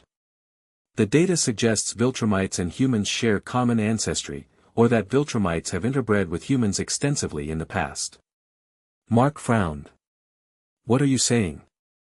"We're saying," Monster Girl explained gently, "that Viltrumites might be more connected to Earth than your father ever admitted. This might not be their first visit to our planet." The implications crashed through Mark's mind. If Viltrumites had been to Earth before, had perhaps even originated from Earth or shared common ancestry with humans, everything he thought he knew about his heritage shifted again. "Does my father know this?" "Almost certainly," Robot confirmed. "The genetic compatibility that allowed him to have a child with a human woman, it wouldn't be possible without significant genetic overlap." Mark absorbed this new revelation, another layer to the deception he was still processing. "I need to talk to him. Now." The GDA's high-security containment facility lay deep beneath the Rocky Mountains, a fortress designed to hold the most dangerous beings on the planet. Mark passed through multiple checkpoints, each more secure than the last, until he reached the central detention level where his father was being held. Nolan sat calmly in a transparent cell reinforced with energy fields and exotic materials. He looked up as Mark approached, his expression unreadable. "Mark," he acknowledged. "I was wondering when you'd come." Mark studied his father, the man who had taught him to fly, to be strong, to stand up for what's right. The same man who had murdered the guardians of the globe and planned to subjugate the entire planet. I have questions, Mark said simply. Nolan gestured to a chair positioned outside the cell. I assumed you would. Though I doubt you'll appreciate many of the answers. Mark remained standing. Let's start with the truth about Viltrumites and humans. You told me we came from Viltrum, but our DNA shows compatibility that shouldn't exist between species from different planets. A flicker of surprise crossed Nolan's face, quickly masked. Your scientists are more perceptive than I gave them credit for. So it's true. Viltrumites have been to Earth before. Nolan sighed, seeming to weigh his options before responding. Viltrumites have been to many worlds, Mark. Our empire spans thousands of systems. Earth was visited centuries ago, evaluated, catalogued, and marked for eventual integration. Integration, Mark repeated bitterly. You mean conquest? I mean evolution, Nolan countered. Viltrumites and humans share more than compatible DNA. We are what humans could become, given time and the right, selective pressures. Mark's eyes widened as understanding dawned. You're saying Viltrumites evolved from humans? Or something like humans? From beings very similar to humans, Nolan confirmed. On our home world, natural selection favored strength, speed, endurance. Over generations, the strong dominated until only the strongest remained. What you see as conquest, we see as guiding other worlds along the same path to greatness. By force, Mark challenged. Nolan's expression hardened. By necessity. The universe is harsh, Mark. Only the strong survive long enough to build civilizations that last. Viltrumites learned this through millennia of conflict. We're simply accelerating the process for other worlds.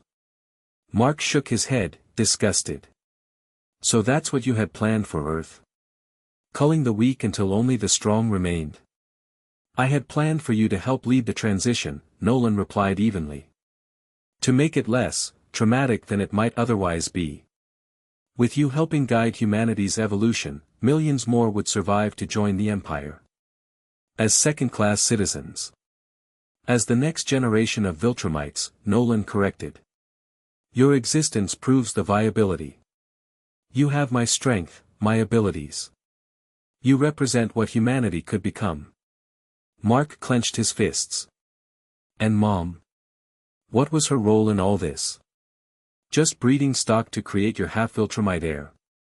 For the first time, genuine emotion flashed across Nolan's face, a mixture of anger and something that might have been pain. Your mother was unexpected. My assignment was observation and preparation. Attachment to the natives wasn't part of the mission. But it happened anyway, Mark pressed. Nolan looked away. Viltrumite missions are measured in decades, sometimes centuries. Isolation takes its toll. Debbie was kind. Intelligent. Strong in ways different from Viltrumites. I told myself the relationship served the mission, providing cover, creating a legacy through you. But you loved her, Mark finished. You still do. Nolan didn't respond directly. When the order came to accelerate the timeline, to eliminate potential resistance and prepare for the full invasion force, I hesitated. For the first time in centuries of service to the Empire, I questioned my orders. But you carried them out anyway. You murdered the Guardians. I did my duty, Nolan stated flatly. As I was trained to do. As all Viltrumites are trained to do. Mark studied his father, seeing the conflict behind his controlled exterior. And now? With your invasion force contained in Earth preparing defenses specifically designed to counter Viltrumites? A cold smile spread across Nolan's face. You think capturing a few dozen advanced scouts represents victory? The dampening field was unexpected, impressive, I'll admit. But temporary. When our powers return, the real invasion begins. And your defenses, whatever they may be, will prove inadequate. We'll see about that, Mark said, turning to leave. Mark, Nolan called after him. When the time comes, remember that you're half Viltrumite. You can still choose the winning side. I'm offering you survival, not just for yourself, but for your mother, for those you care about. Mark paused at the doorway. I already chose my side, Dad. I stand with Earth. As he walked away, Nolan's voice followed him. Then you've chosen extinction. 16 hours until the dampening field collapsed. The GDA command center had transformed into a global war room, with representatives from military and superhero communities worldwide coordinating defense strategies. Mark watched as Cecil directed the placement of the limited sonic disruptors they'd managed to produce. Major population centers get priority, Cecil instructed. New York, Tokyo, London, Beijing. Secondary units to strategic military installations. What about civilian evacuation? Adam Eve asked, pointing to densely populated regions. We should be moving people underground, away from likely targets. Cecil nodded grimly. Already underway, though we're keeping it quiet to prevent panic. Subway systems, mines, bunkers, anything below ground level might provide some protection. Mark studied the deployment map, noticing a concentration of defensive assets around certain locations. You're expecting them to target specific objectives. Not just a general assault. Based on standard invasion doctrine and what we learned from your father, yes, Cecil confirmed. They'll target communications first, then defense installations, then leadership. Textbook strategy for an occupying force. Except Viltrumites aren't textbook, Mark pointed out. They don't need weapons or supply lines. Each one is basically a living weapon. Robot approached, displaying new data on his chest monitor. I've completed analysis of historical Viltrumite conquest patterns based on the fragmented records we've gathered. Mark is correct, their approach differs from conventional military doctrine. The screen showed a simulation of previous Viltrumite invasions, planets falling in systematic patterns. They typically begin with a psychological operation, a demonstration of overwhelming force against a high-visibility target. The resulting fear paralyzes organized response. Like destroying a major city, Cecil surmised. Precisely, Robot agreed. Following the demonstration, they eliminate resistance in descending order of threat level. Only after all meaningful opposition is removed do they establish occupation protocols. Mark clenched his jaw. So they'll hit something symbolic first. Something to break Earth's spirit. The White House, Cecil suggested. Or the UN. Bigger, Mark said quietly. They'll go bigger. He pointed to a familiar skyline on the global map. Chicago. Where my dad operated as Omni-Man for 20 years. Where people felt safest under his protection. They'll destroy it first to show nowhere is safe. Cecil studied him for a moment, then nodded. Redirect 20% of our sonic disruptors to Chicago. And contact the governor, full evacuation, effective immediately. As the command center erupted with renewed activity, Black Samson approached Mark. The new Guardians are assembled in the briefing room. They're waiting for you. Mark blinked in surprise. For me. Robot's the team leader. Not anymore, Samson replied. Robot recommended you take command for this crisis. The team unanimously agreed. But I'm the rookie, Mark protested. I've barely been invincible for a few months. You're also the only one who truly understands what we're facing, Samson countered. Half Viltrumite, trained by Omni-Man himself, and the only one who's been preparing for this fight from the beginning, even if you didn't know it. Mark followed Samson to the briefing room, where the assembled Guardians fell silent as he entered. Robot, Monster Girl, Adam Eve, Bulletproof, Shrinking Ray, all looking to him for leadership. I'm not sure what to say, Mark admitted. You don't need fancy speeches, Monster Girl said. Just tell us how to hurt these bastards. Mark took a deep breath, channeling everything he'd learned from his father's training and Ben's strategies. Viltrumites are nearly invulnerable, but they're not gods. They have weaknesses, physical and psychological, and we're going to exploit every single one. He moved to the tactical display, bringing up the countermeasure schematics. The sonic weapons target their inner ear structure. One emitter alone won't stop them, but concentrated fire from multiple directions will disorient and weaken them. Robot has programmed them to continuously shift frequencies to prevent adaptation. What about direct combat? Bulletproof asked. Some of us can take a punch. Not a Viltrumite punch at full power, Mark warned. Trust me on this. Our strategy isn't to match them strength for strength, it's to deny them their advantages. Sonics to disorient, radiation emitters to weaken their cellular cohesion, specialized projectiles to target their eyes and ears. Dirty fighting, Shrinking Ray observed. Against an enemy that can tear you in half with 2 fingers. Mark countered. You bet it's dirty. This isn't about fair play, it's about survival. Eve studied the tactical display. These are all defensive measures. What about offense? How do we actually beat them? Mark's expression grew more determined. That's where we come in. Once the defensive measures weaken them, strike teams hit hard and fast. No hesitation, no mercy. Every Viltrumite we neutralize is one less threat to the planet. As he outlined the strategy, Mark felt a strange mixture of emotions. He was planning to fight beings who shared his blood, who represented half his heritage. Including his own father. The weight of that reality settled heavy on his shoulders. One more thing, he added as they prepared to deploy. We're not just fighting for survival. We're fighting for a future where we determine our own path. Earth belongs to us, all of us, human and hero alike. Today we show the universe that we won't be conquered. The team responded with grim determination, each understanding the stakes. As they filed out to their assigned positions, Eve lingered behind. You okay? She asked quietly.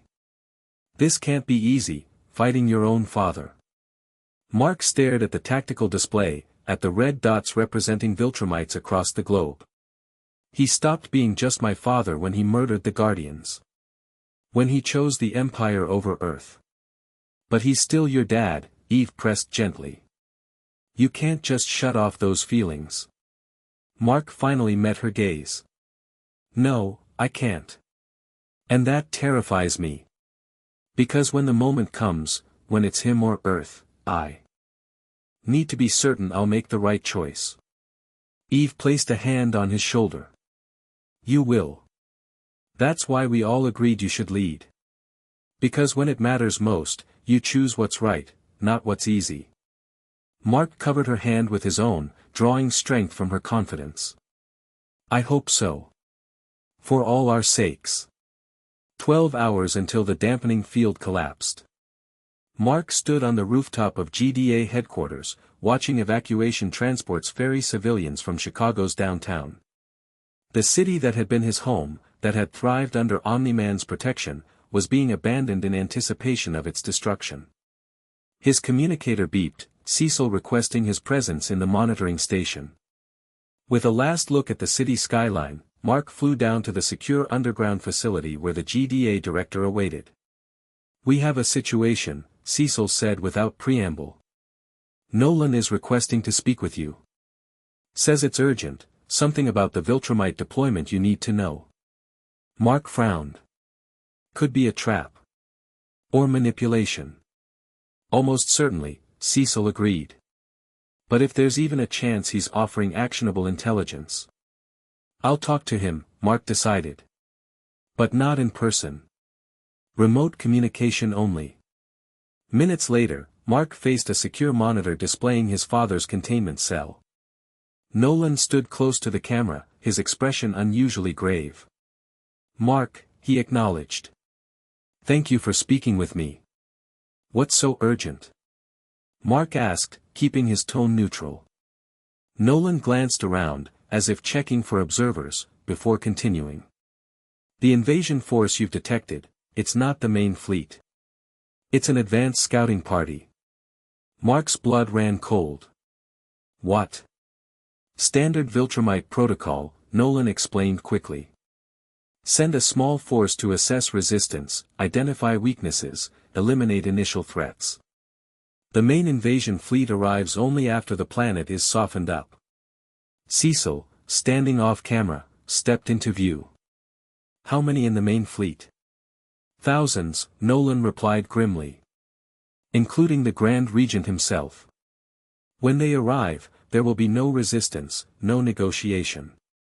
Only conquest or extinction. Mark studied his father's expression, looking for deception. Why tell us this now? Something shifted in Nolan's demeanor, a crack in the imperial facade. Because I've spent 20 years on this planet. Because despite everything, I don't want to see it reduced to ash. You expect us to believe that? Cecil challenged. After you murdered the Guardians? After you helped plan this invasion? Believe what you want, Nolan snapped. But the facts remain. When the dampening field fails, the advance force will signal the main fleet. Once that happens, you have days, perhaps a week, before total Viltrumite occupation. Mark processed this new information. How do we stop the signal? You can't, Nolan stated flatly. Viltrumite communication technology is beyond your capability to jam or intercept. Then we stop every Viltrumite on Earth before they can send it, Mark concluded. Nolan actually laughed, a short, bitter sound. With your sonic toys and radiation emitters. You might slow a few of them down, but you won't stop all of them. Not in time. Then what's the point of warning us? Mark demanded. If it's hopeless anyway. Nolan's expression softened fractionally. Because there's one other option. Surrender. Formal, immediate surrender, with guarantees for limited autonomy under Viltrumite rule. Earth becomes a protectorate rather than a conquered world. Billions survive who otherwise wouldn't. Cecil scoffed. Surrender our planet without a fight? That's your solution. It's the only solution that doesn't end with Earth as a smoldering ruin, Nolan insisted. I can negotiate terms. As Earth's assigned evaluator, I have that authority. Mark studied his father carefully. And what would these terms include? Humanity continues largely unchanged, but under Viltrumite guidance. Limited self-governance. Protection from external threats. Technological advancement at a controlled pace. Nolan paused. And safety for those you care about, Mark. Your mother, your friends, they would be protected. While the rest of humanity lives as second-class citizens on their own planet, Mark concluded. They live, Nolan emphasized. Which is more than I can guarantee if you continue this pointless resistance. Cecil stepped closer to the monitor. And if we did consider this option, hypothetically, how would such a surrender be arranged? Cecil. Mark protested. The director held up a hand. I'm gathering information, Mark. Nothing more. Nolan seemed to stand straighter, more official. Release me to make contact with the advance force. I'll arrange a formal meeting with their commander. Earth's leaders would present terms of conditional surrender, which I would endorse as planetary evaluator. Convenient for you, Mark noted coldly. We release you, you rejoin your people, and whether Earth surrenders or not, you win. I'm offering you a chance at survival, Nolan replied, an edge entering his voice. More than that, I'm offering you a place in the new order. As my son, you would have status, authority. While humanity becomes cattle, Mark finished. No thanks. He reached to terminate the connection, but Nolan's next words stopped him. Your friend from the other dimension, Ben. He had the right idea, you know. Mark hesitated. What do you mean? He didn't try to defeat us permanently, Nolan explained. He simply leveled the playing field temporarily. Bought you time. That was smart strategy, recognition of the reality you face. And your point is? My point is that even with his incredible power, he didn't attempt to destroy the Viltrumite force.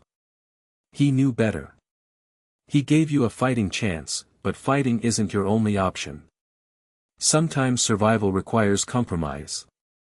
Mark thought of Ben's final words before disappearing back to his own dimension. Sometimes a fighting chance is all you need. Would Ben have considered surrender? Somehow, Mark doubted it. We'll take our chances with fighting, Mark said finally. But, thank you for the warning about the main fleet. Whatever your reasons. As the connection terminated, Cecil turned to Mark. You realize he might be lying about all of this. Psychological warfare, make the threat seem even more overwhelming than it is. Maybe, Mark acknowledged. But my gut says he's telling the truth about the main fleet, at least. It fits Viltrumite strategy as he's described it before. Cecil nodded grimly. Then our priorities shift slightly. We not only need to neutralize the current Viltrumite force when their powers return, we need to prevent any outgoing communications. How do we stop a signal we can't even detect? Mark wondered. Cecil's expression turned calculating. Perhaps we don't need to stop the signal itself. Just those sending it. 6 hours until the dampening field collapsed. The GDA command center had transformed into a global war room, with tactical teams coordinating worldwide defensive preparations. Mark studied the deployment map, where blinking indicators showed the positions of all known Viltrumites, still powerless, but soon to become the most dangerous beings on the planet. We've completed deployment of all available sonic disruptors, Robot reported.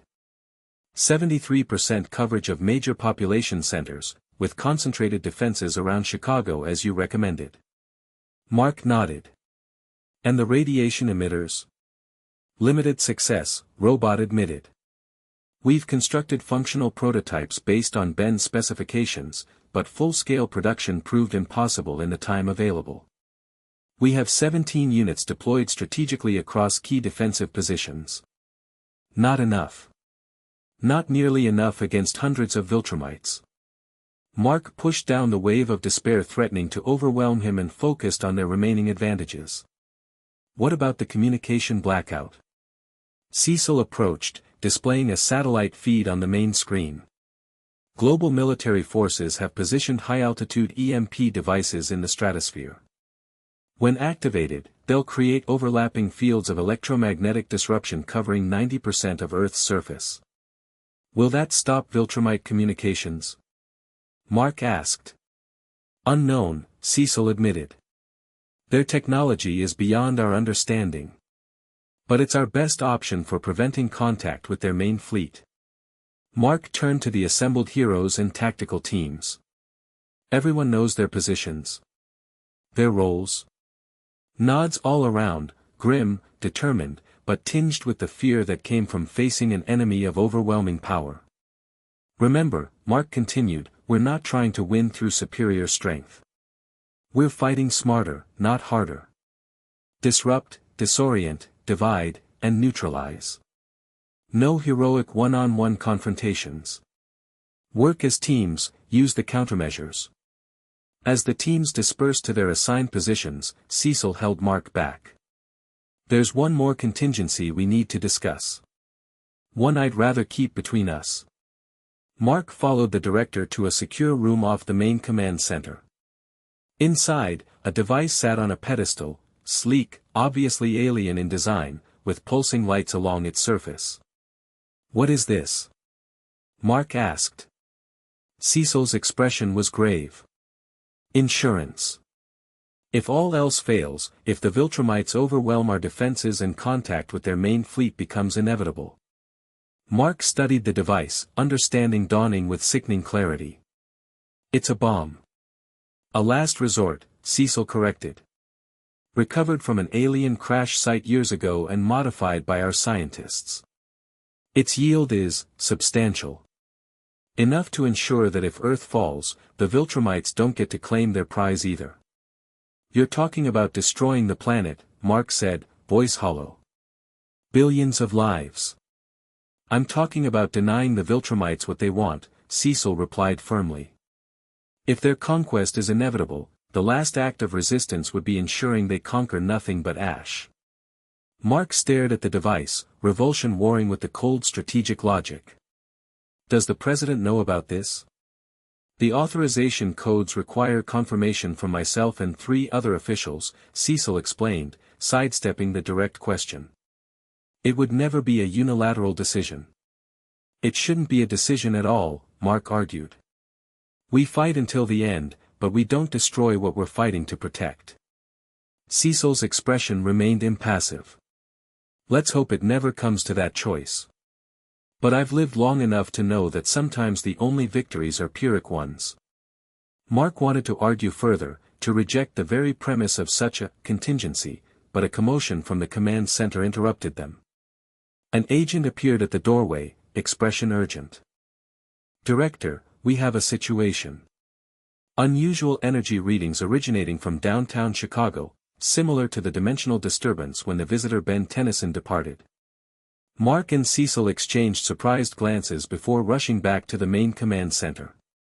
On the central display, a swirling vortex of green energy had appeared above Chicago's Millennium Park, growing larger by the second. What is that? Cecil demanded. Scientists analyzed the readings, confusion evident in their expressions. It's definitely dimensional in nature, sir. Almost identical to the energy signature we recorded when Ben Tennyson disappeared. Mark stared at the growing vortex, hope and confusion battling within him. Is he coming back? Impossible to say, one scientist replied. The dimensional barrier is thinning, but whether it's one-way or two-way transit, we can't determine. Cecil turned to Mark. We need to secure that location immediately. If it is Tennyson returning, we need his help. If it's something else. Mark was already heading for the exit. I'm on it. Have the Chicago team meet me there. The dimensional vortex pulsed with green energy, hovering 30 feet above Millennium Park's Great Lawn. Mark arrived to find GDA agents establishing a perimeter, keeping panicked civilians back from the strange phenomenon. Adam, Eve and Monster Girl were already on scene, prepared for whatever might emerge. Any changes? Mark asked as he landed beside them. Eve shook her head. It's growing larger, but nothing's come through yet. The energy readings are off the charts. Mark studied the vortex, remembering the similar energy that had surrounded Ben before he vanished. The timing seemed too convenient to be coincidence, just hours before the Viltrumite threat reached its peak. If it is Ben, Monster Girl said, voicing Mark's thoughts, it would be the luckiest break we've had. And if it's not? Eve countered. If it's something worse? Before Mark could respond, the vortex pulsed violently, expanding outward in a burst of energy that pushed against them like a physical force. When the light faded, a figure hovered where the vortex had been, but not Ben Tennyson. The being was humanoid but clearly alien, with blue skin, a crested head, and strange appendages. It wore no clothing except for a device on its wrist that looked remarkably similar to the Omnitrix. That's not Ben, Eve whispered. The alien surveyed the scene below, its gaze eventually settling on Mark. Without warning, it descended, landing gracefully before them. When it spoke, its voice was calm, measured, with an unmistakable air of authority. I am Azimuth, creator of the Omnitrix. I have come regarding Benjamin Tennyson's incursion into your dimension. Mark stepped forward cautiously. Ben returned to his own dimension hours ago. Indeed, Azimuth confirmed. However, his actions here created dimensional instabilities that must be addressed. Particularly the dampening field affecting Viltrumite physiology. Hope surged in Mark's chest. Can you maintain it? Make it permanent? The alien's expression remained neutral. I cannot. Nor would I if I could. Such interference in the natural development of your dimension violates principles I hold sacred. Natural development? Monster Girl exclaimed. There's nothing natural about being conquered by alien invaders. Azimuth turned his gaze to her. Many species face extinction-level threats during their development. How they respond defines their future evolution. Mark felt frustration building. With all due respect, we're talking about the lives of billions of people. If you have the power to help us, I did not say I would provide no assistance, Azimuth interrupted. Merely that I would not directly interfere in your conflict. Ben's use of Alien X created ripples across multiple dimensions that required my attention. While here, I am willing to offer limited technological guidance to balance the scales. Cecil's voice came through Mark's communicator. Ask him about countering Viltrumite communications. If we can prevent them from signaling their main fleet, Mark relayed the question, and Azimuth nodded thoughtfully. Viltrumite quantum entanglement communicators operate on principles your scientists barely comprehend. However, he removed a small device from his person. This will generate a localized field that disrupts such communications. Its range is limited, approximately 1 of your miles, but sufficient to prevent planetary transmissions if deployed correctly. He handed the device to Mark, who accepted it with careful reverence. Thank you. This could save billions of lives. How to use it is your decision, Azimuth replied. Now, I must address the dimensional instability before departing. The alien raised his hands, and energy similar to the vortex coalesced around him. The air shimmered as reality itself seemed to flex and heal under his manipulation.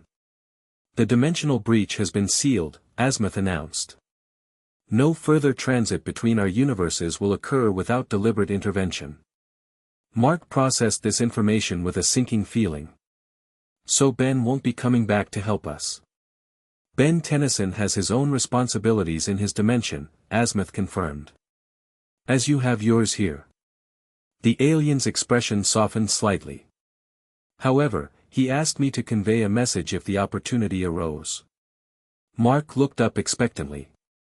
He said to remember that the Omnitrix isn't what makes him a hero. It's knowing when to fight, when to talk, and when to walk away.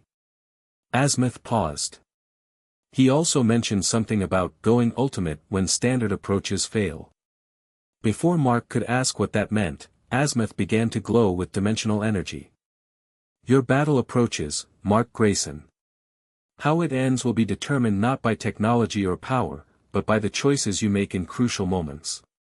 With those words, the creator of the Omnitrix vanished in a flash of green light, leaving Mark holding the communication disruptor and puzzling over his final message.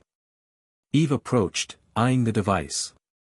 So this little thing might prevent the Viltrumite main fleet from ever knowing what happened here. Mark nodded slowly, an idea forming. If we can get it close enough to their communication hub. Wherever that is. Monster Girl grinned fiercely.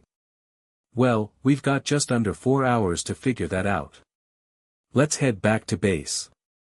As they prepared to depart, Mark's gaze lingered on the spot where Azimuth had stood. Ben wouldn't be returning to help them fight this battle, they were on their own. But perhaps the Omnitrix creator's parting words contained the guidance they needed. Going ultimate, Mark murmured. When standard approaches fail. 1 hour until the dampening field collapsed. The GDA command center was a hive of controlled urgency as final preparations were completed. Mark had gathered the Guardian leadership for a critical update, the communication disruptor device prominently displayed on the tactical table. This changes our strategy, Mark explained. Instead of trying to prevent all Viltrumites from communicating, we focus our efforts on their central communication hub. Which we still haven't located, Robot pointed out. Mark nodded grimly. That's about to change. I'm going to ask my father directly. Cecil looked skeptical. You think he'll tell you? After refusing to help before? No, Mark admitted. I think he'll lie. But his lie might tell us what we need to know. 20 minutes later, Mark again faced his father through the secure video link. Nolan appeared unsurprised by the renewed contact. Reconsidered my offer, he asked, a hint of smugness in his tone. Mark kept his expression neutral. We're exploring options. You mentioned Viltrumite communication technology was beyond our capability to jam or intercept. I need to understand exactly what we're up against. Nolan studied his son for a moment before responding. Viltrumite communicators use quantum entanglement, instantaneous transmission regardless of distance. No signal to intercept, no broadcast to jam. So they could be anywhere on the planet? Mark pressed. Theoretically, Nolan conceded. Though protocol dictates central coordination through a primary communication hub. For an operation of this scale, that would typically be established at the most defensible location available. Mark feigned frustration. Which could be anywhere. Great. Nolan's expression softened slightly, perhaps seeing an opportunity to appear helpful without actually compromising the invasion. If I were establishing such a hub on Earth, I'd select a location with natural barriers, minimal civilian presence, and strategic positioning. Like where? Mark asked. The Marianas Trench, Nolan suggested smoothly. Deep ocean provides natural protection against most Earth weapons and surveillance. Viltrumites aren't affected by water pressure or oxygen concerns. Mark nodded thoughtfully, careful not to show his suspicion. That makes sense. Thank you for the insight. As the connection terminated, Cecil approached. You think he's lying? I know he's lying, Mark confirmed. The Marianas Trench is the obvious misdirection, somewhere difficult for us to reach or verify. Which means the actual hub is somewhere else entirely. Robot's mechanical body hummed softly as he processed. If we eliminate obvious misdirections and apply Viltrumite strategic doctrine as we understand it, the most logical location would be the Moon, Mark finished. Defensible, excellent vantage point for observing Earth, and within easy reach of Viltrumites but virtually inaccessible to humans. Cecil looked skeptical. That's a significant gamble. If you're wrong, I'm not, Mark said with quiet certainty. Dad trained me in Viltrumite tactics my whole life, whether I knew it or not. The Moon is perfect, close enough for easy access, far enough to be secure from Earth-based attacks. Even if you're right, Eve interjected, how do we get Asmitha's device to the Moon? None of us can survive in space except you, and you'd be facing who knows how many Viltrumites when they regain their powers. Mark's expression hardened with resolve. I'll go now, before the dampening field fails.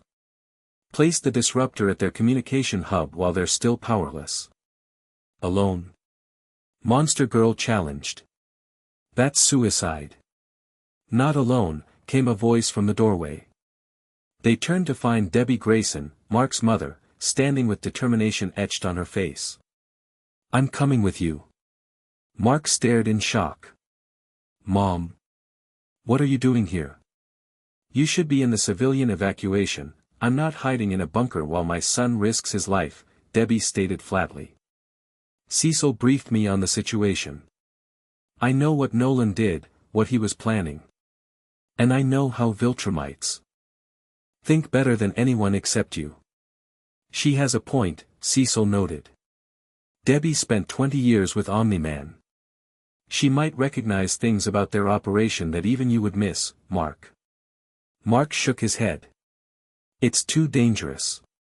You have no powers, no protection against space, the GDA has spacesuits, Debbie countered. And you'll protect me. Besides, you'll need someone to place the disruptor while you deal with any Viltrumites you encounter. The logic was sound, but Mark still hesitated. Losing his father to this conflict was painful enough, the thought of risking his mother too.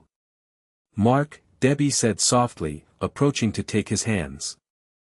I spent 20 years married to a man who was lying to me, planning to help conquer my planet. Let me do something to fight back. Looking into his mother's determined eyes, Mark saw the same strength that had always defined her, the human strength his father had unexpectedly come to admire. He nodded slowly. Okay. But we leave immediately, and you follow my lead exactly. As preparations began for their lunar mission, Cecil pulled Mark aside. Our calculations show the dampening field will begin degrading unevenly. Higher altitudes will lose effectiveness first. Meaning Viltrumites in space might regain their powers before those on Earth, Mark concluded. Exactly. Your window for completing this mission undetected is even smaller than we thought, perhaps 30 minutes from now. Mark absorbed this news grimly. Then we don't waste a second. The journey to the moon took precise calculation. Mark, carrying his mother in a specialized GDA spacesuit, had to fly fast enough to reach lunar orbit quickly but careful enough to protect Debbie from the effects of acceleration and the vacuum of space. The Earth grew smaller behind them as the cratered surface of the moon expanded ahead. Conserve your oxygen, Mark reminded her through the suit's communication system. We don't know how long this will take. Debbie's voice came back clear and focused. Readings show 4 hours of air. More than enough.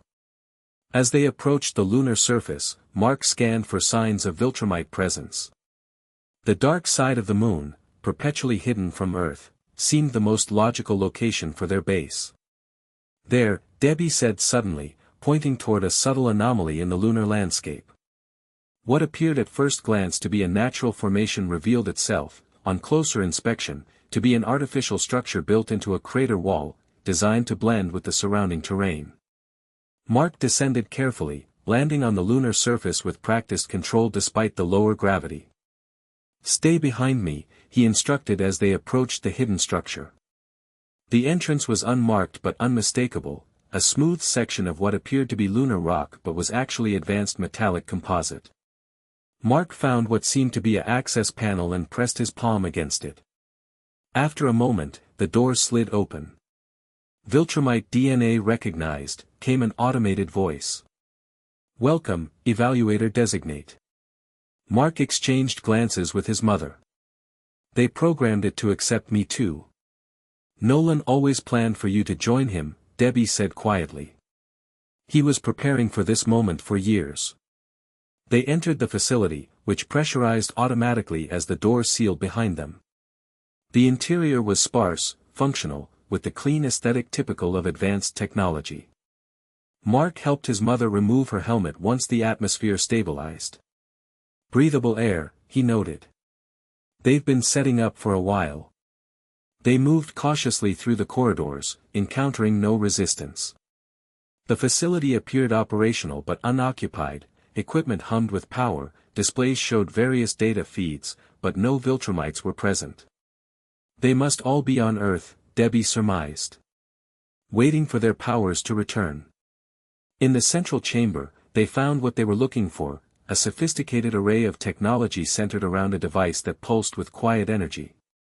Unlike terrestrial communications equipment with visible antennas or dishes, this appeared to be a self-contained unit, its function evident only through the occasional flicker of light across its surface. That has to be it, Mark said. The quantum entanglement communicator. Debbie removed Asmatha's device from a compartment in her suit. Where should I place it? Before Mark could answer, a display screen on the wall activated, showing a timer counting down.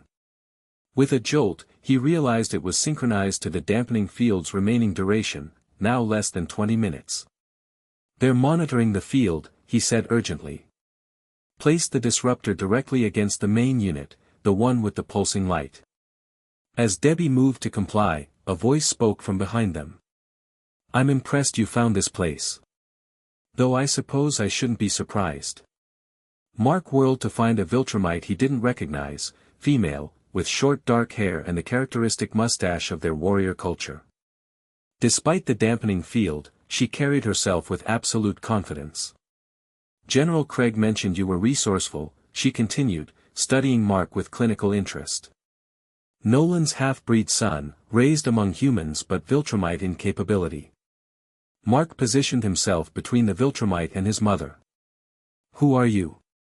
Thula, she replied simply. Advanced Scout and Communication Specialist. The only Viltrumite assigned to this facility. Her gaze shifted to Debbie. And you brought Nolan's human mate. How convenient. Mark tensed, ready to attack despite her currently limited strength. Stay back. Thula smiled coldly. The dampening field weakens with distance from Earth. Already my strength begins to return. In minutes, it will be fully restored. What do you hope to accomplish here? Behind him, Mark heard his mother continuing to position Asmatha's device. He needed to keep Thula distracted. "We're stopping your invasion before it begins," Mark stated boldly. "No signal to your main fleet means Earth gets to decide its own future." Thula's expression registered genuine amusement. "You think this is our only communication method? Viltrumites have contingencies for every scenario. If this facility fails to report on schedule, the fleet launches automatically." Mark's confidence wavered. "You're bluffing." "Am I?" Thula took a step forward, her movements already showing signs of returning power. "The Empire didn't conquer 1,000 worlds by failing to plan for resistance. Your dimensional ally's intervention was impressive but ultimately meaningless." As she spoke, Mark noticed subtle changes in her posture, growing confidence, fluid movement. The dampening field was degrading faster than predicted. He needed to act now. "Mom," he called without turning. "Activate the device." Thula lunged forward with surprising speed, not yet at full Viltrumite capability, but far faster than a human. Mark met her charge, their collision creating a shockwave that rattled the equipment around them. "Foolish half-breed," Thula snarled, her strength clearly increasing by the second. "You're too late." Mark struggled against her grip, finding himself evenly matched for the moment, but that balance was shifting rapidly as her powers returned. Behind him, he heard his mother working with the device. "It's not activating," Debbie called. "There's some kind of initialization sequence." Thula smiled triumphantly. "Alien technology. Did you really think it would be so simple?" With a surge of strength, she threw Mark across the room, his body crashing into a control panel. As he scrambled to his feet, Thula moved toward Debbie with predatory focus. "The human female who turned Nolan soft," she said contemptuously. "Your existence is an affront to Viltrumite purity." Mark launched himself at Thula, catching her before she could reach his mother. They crashed through a partition, grappling in a battle that grew more one-sided with each passing second as Thula's powers continued returning. "Mark!" Debbie called. "I think I've figured it out, but I need time." "You don't have time," Thula growled, landing a punch that sent Mark reeling. "The dampening field fails completely in minutes. When it does, your death will be quick. Your mother's will not." The threat against Debbie ignited something primal in Mark. Pushing through the pain, he counterattacked with every technique his father had taught him, every strategy he'd developed on his own. For a brief moment, he matched Thula blow for blow. But it couldn't last. Her strength and speed continued increasing while his remained constant. Soon she was landing 3 blows for every one of his, her Viltrumite physiology overwhelming his half-human limitations. "You fight well," Thula acknowledged, catching his fist and twisting until bones cracked. "But you're only half Viltrumite. A genetic compromise that makes you inherently inferior." Mark refused to yield, even as pain lanced through his broken hand. "Being human doesn't make me weaker. It makes me stronger where it counts." Thula laughed coldly. "Sentiment. The fatal flaw that corrupted your father." With brutal efficiency, she slammed Mark into the floor, the impact cracking the lunar facility's foundation. As she raised her fist for a potentially killing blow, Debbie's voice rang out. "It's done. The disruptor is active." Thula's head snapped toward Debbie, her expression transforming from triumph to alarm as she noticed the alien device now glowing with pulsing energy, integrated directly into the Viltrumite communication array. "No." Thula abandoned Mark, streaking toward the device with near-full Viltrumite speed. Mark, despite his injuries, launched himself after her. He wouldn't reach her in time to prevent her from reaching his mother, but he didn't need to. Debbie, seeing Thula approaching, made a decision that demonstrated where Mark had inherited his courage. Instead of retreating, she grabbed the integrated devices and pulled, using her entire body weight to tear the connected units from their moorings. The communication array sparked and sputtered as critical components separated. Thula reached for Debbie, but Mark intercepted her, channeling everything he had into a single decisive blow that caught the Viltrumite off guard. "You were right about one thing," Mark gasped as Thula staggered back. "I am Nolan's son." With those words, he unleashed a barrage of strikes that drove Thula away from his mother and the now damaged communication array. Each punch, each kick, represented a lesson his father had taught him, lessons intended to prepare him for conquest, now used in defense of the world Nolan had planned to subjugate. But Thula's powers continued returning. Soon, her counterattacks became overwhelming, each blow threatening to end the fight permanently. Mark found himself driven back, forced to defend rather than attack as the Viltrumite's full capabilities reasserted themselves. "You failed," Thula declared, landing a punch that sent Mark crashing into the wall. "The disruptor may prevent immediate communication, but when I kill you both and return to Earth, the invasion proceeds as planned." Mark struggled to stand, blood streaming from multiple wounds. Across the chamber, his mother worked frantically with the damaged equipment, though to what end, he couldn't guess. "Mom," he called weakly. "Get to your suit. Get out of here." Debbie ignored him, connecting wires with determined focus.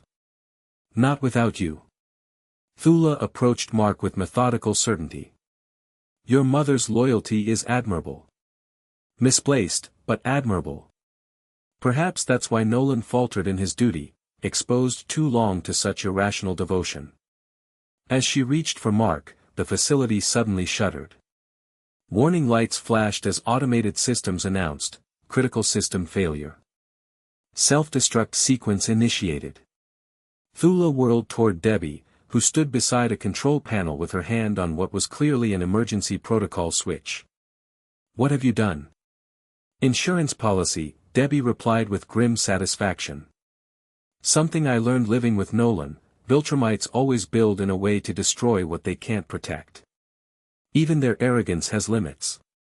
The countdown appeared on all screens, 2 minutes until complete destruction of the facility. Thula's expression contorted with rage. "You've destroyed the communication hub. Without it, the coordination of our invasion is compromised," Mark finished, finding new strength in his mother's actions. "Earth gets a fighting chance." Thula lunged for Debbie, but Mark intercepted again, using every ounce of his remaining strength to grapple with the now nearly full-powered Viltrumite. "Mom! Get to the exit." Debbie hesitated only briefly before running toward her spacesuit, understanding that Mark needed her to survive even if he didn't. The battle between Mark and Thula intensified as the countdown continued. Each second brought Thula closer to her full capabilities, while Mark's injuries increasingly hampered his effectiveness. But he fought with the desperation of someone protecting not just his mother, but his entire world. 1 minute to self-destruct, the automated system announced. Thula slammed Mark into the floor, her hand closing around his throat. "Your sacrifice is meaningless. The Empire cannot be stopped by the destruction of one facility." Mark struggled against her grip, his vision darkening. "Maybe not. But it's a start." Just as consciousness began to fade, the pressure suddenly released. Mark gasped for air, his vision clearing to reveal his mother standing over Thula's momentarily stunned form, holding what appeared to be part of the communication array she had used as an improvised weapon. "No one threatens my son," Debbie declared, her voice steel. The momentary advantage gave Mark the opening he needed. Summoning his remaining strength, he grabbed Thula and, using the momentum of his mother's attack, hurled the Viltrumite directly into the damaged communication array. The resulting electrical discharge engulfed her, the alien technology reacting violently to the impact. 30 seconds to self-destruct, the system warned. "We need to go." Mark shouted, staggering to his feet. "Now." He helped his mother into her space suit while keeping one eye on the temporarily incapacitated Thula. The Viltrumite was already beginning to recover, her incredible physiology shaking off the electrical attack. "Mark," Debbie said urgently as he secured her helmet. "There's something you should know, tell me when we're safe," Mark interrupted, sealing her suit and activating its life support. "We have seconds." As the final countdown began, Mark grabbed his mother and flew toward the exit, pushing his injured body to its limit. Behind them, Thula rose unsteadily, her eyes burning with hatred as she realized their intent. "You won't escape," she roared, launching herself after them. The facility's doors began closing automatically as part of the self-destruct sequence. Mark pushed harder, racing the narrowing gap with Thula close behind. They cleared the threshold with barely inches to spare, the massive doors slamming shut, temporarily halting the pursuing Viltrumite. But Mark knew it would only delay her for moments. Once outside the facility, he flew upward with all his remaining speed, carrying his mother away from the impending destruction. The explosion, when it came, was silent in the vacuum of space but visible as a blinding flash that momentarily illuminated the lunar surface like daylight. The shockwave caught them despite their head start, sending them tumbling through the void. Mark maintained his grip on his mother, using his body to shield her from debris as they stabilized. Looking back, he saw the crater where the facility had been, now deeper and surrounded by ejected lunar material. Of Thula, there was no sign. "Did we do it?" Debbie asked through the suit's communication system. "Is she?" "Viltrumites can survive in space," Mark replied grimly. "And that explosion wouldn't be enough to kill her. But we've bought Earth time by destroying their primary communication hub." As they oriented themselves toward Earth, Mark's communicator activated with Cecil's voice breaking through static. "Mark? Do you copy? The dampening field has collapsed completely. Viltrumite activity detected worldwide. What's your status?" "Mission accomplished," Mark reported. "Communication hub destroyed. But we need to move fast, they'll attempt alternative methods to contact their fleet." "Return immediately," Cecil instructed. "The battle has begun." Mark looked toward Earth, the blue sphere that was home, now facing its greatest threat. The dampening field was gone. Hundreds of Viltrumites had regained their full powers. And somewhere among them was his father, perhaps already leading the assault. "Hold on tight, Mom," he said, accelerating toward home. "This isn't over yet." Earth's atmosphere burned around them as Mark descended at maximum speed, carrying his mother through re-entry. The sonic boom of their arrival shattered windows for miles as they streaked toward Chicago, now the epicenter of the Viltrumite attack, just as Mark had predicted. The city was a battlefield. Sonic disruptors positioned throughout the downtown area created overlapping fields that visibly affected the attacking Viltrumites, causing them to fly erratically, their movements hampered. GDA forces and the Guardians of the Globe engaged the invaders using the countermeasures developed with Ben's guidance. Mark landed at a GDA forward command post, where Cecil coordinated the defense.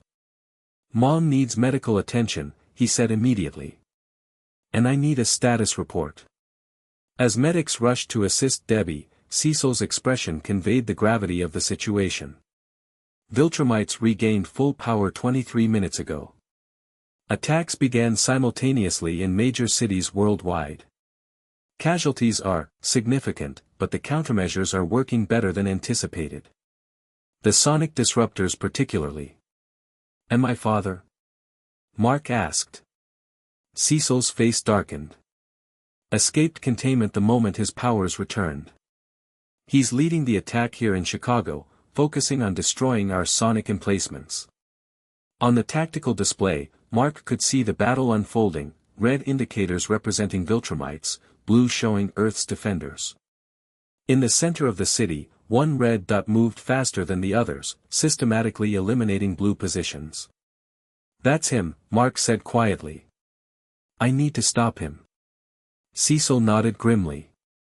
"The other Guardians are engaged across the city. Robot is coordinating their efforts, but they're spread thin." "What about the EMP devices? The communication blackout?" "Active and holding," Cecil confirmed. "Combined with your destruction of their lunar facility, we believe we've prevented contact with their main fleet, for now. But the Viltrumites are adapting. Finding alternative methods. It's a temporary advantage at best." Mark turned as his mother approached, her injuries treated but her expression troubled. "Mark, there's something I discovered in the lunar facility, something you need to know before you face your father." "What is it?" he asked, conscious of time slipping away as the battle raged. Debbie took a deep breath. The Viltrumite communication logs showed an incoming transmission from their fleet. "It's already en route, Mark. It has been for months." Mark felt the blood drain from his face. "What?" "But we thought that destroying the communication hub would prevent them from calling the fleet," Debbie finished. "But they sent the signal weeks ago, after your father eliminated the Guardians. The main invasion force is already coming." Cecil processed this with clinical detachment.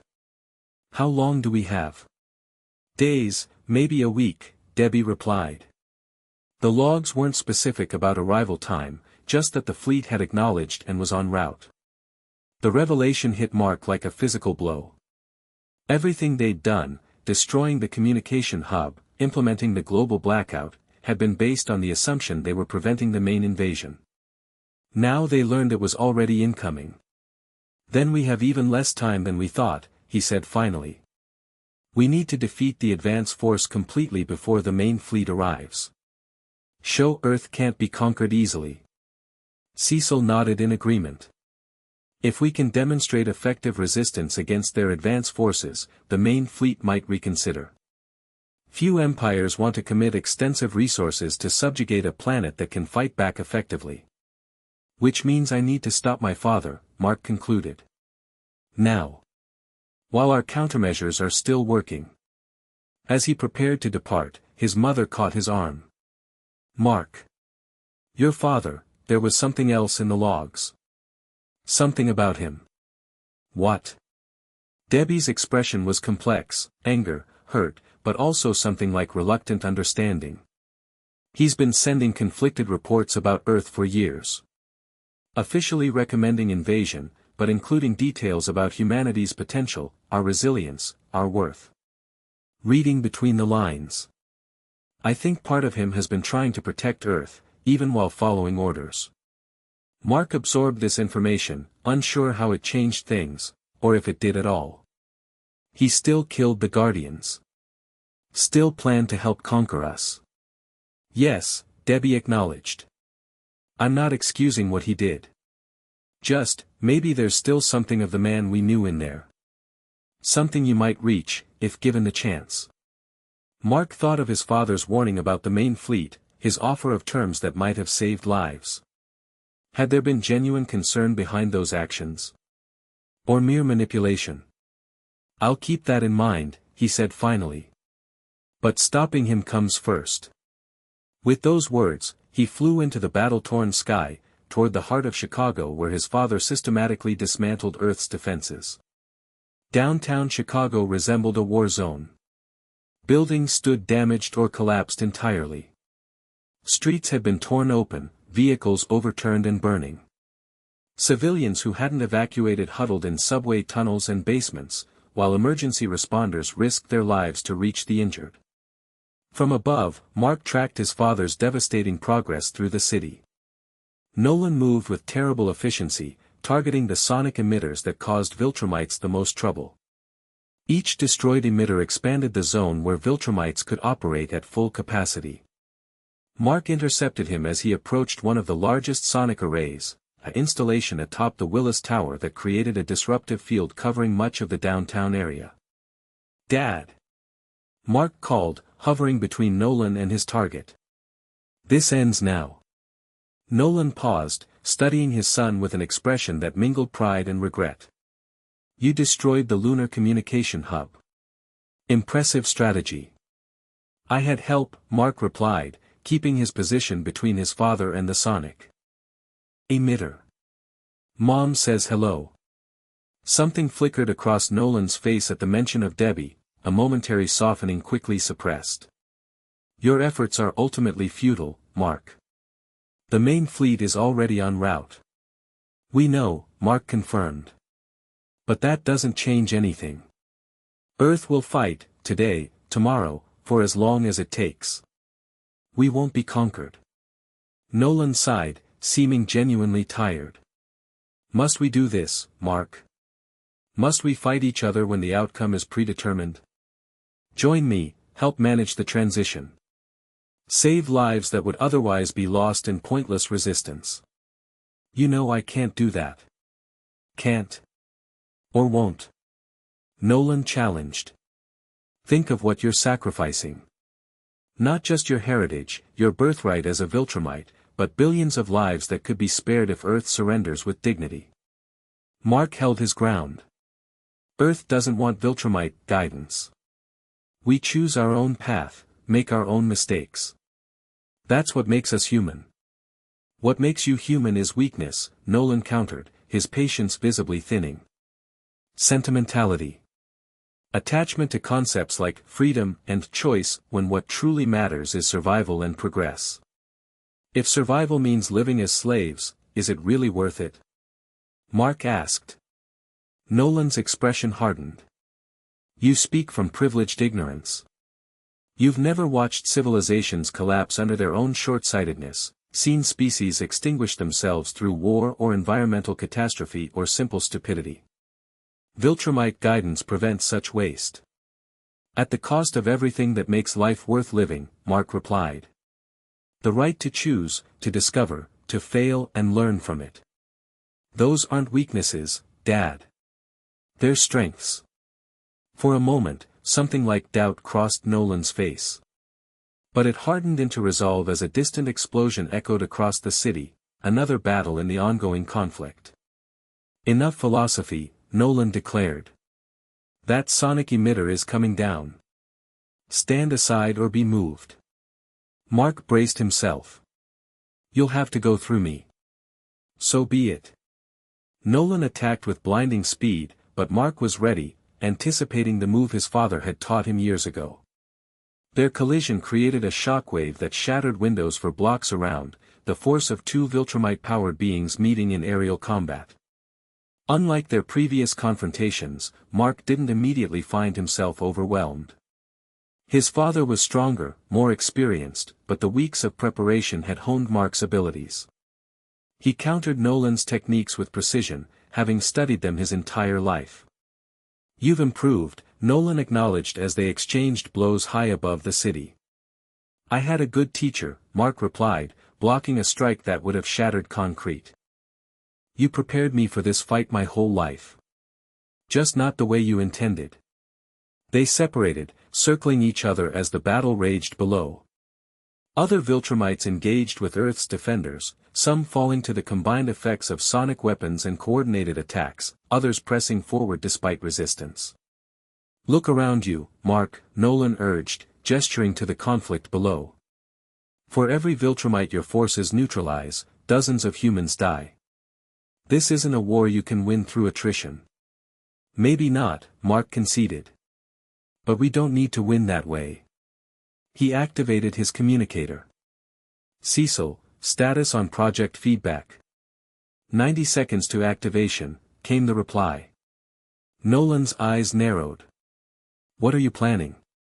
Instead of answering, Mark attacked again, driving his father away from the sonic emitter and toward a specific section of the city, where GDA forces had established what appeared to be a defensive position but was actually something far more significant. The aerial battle between father and son drew attention from Viltrumites across the battlefield.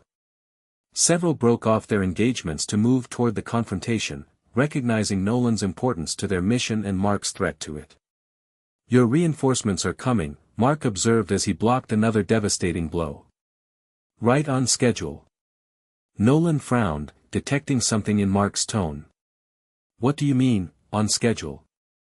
Before Mark could respond, Cecil's voice came through the communicator, project feedback active. Now, Mark.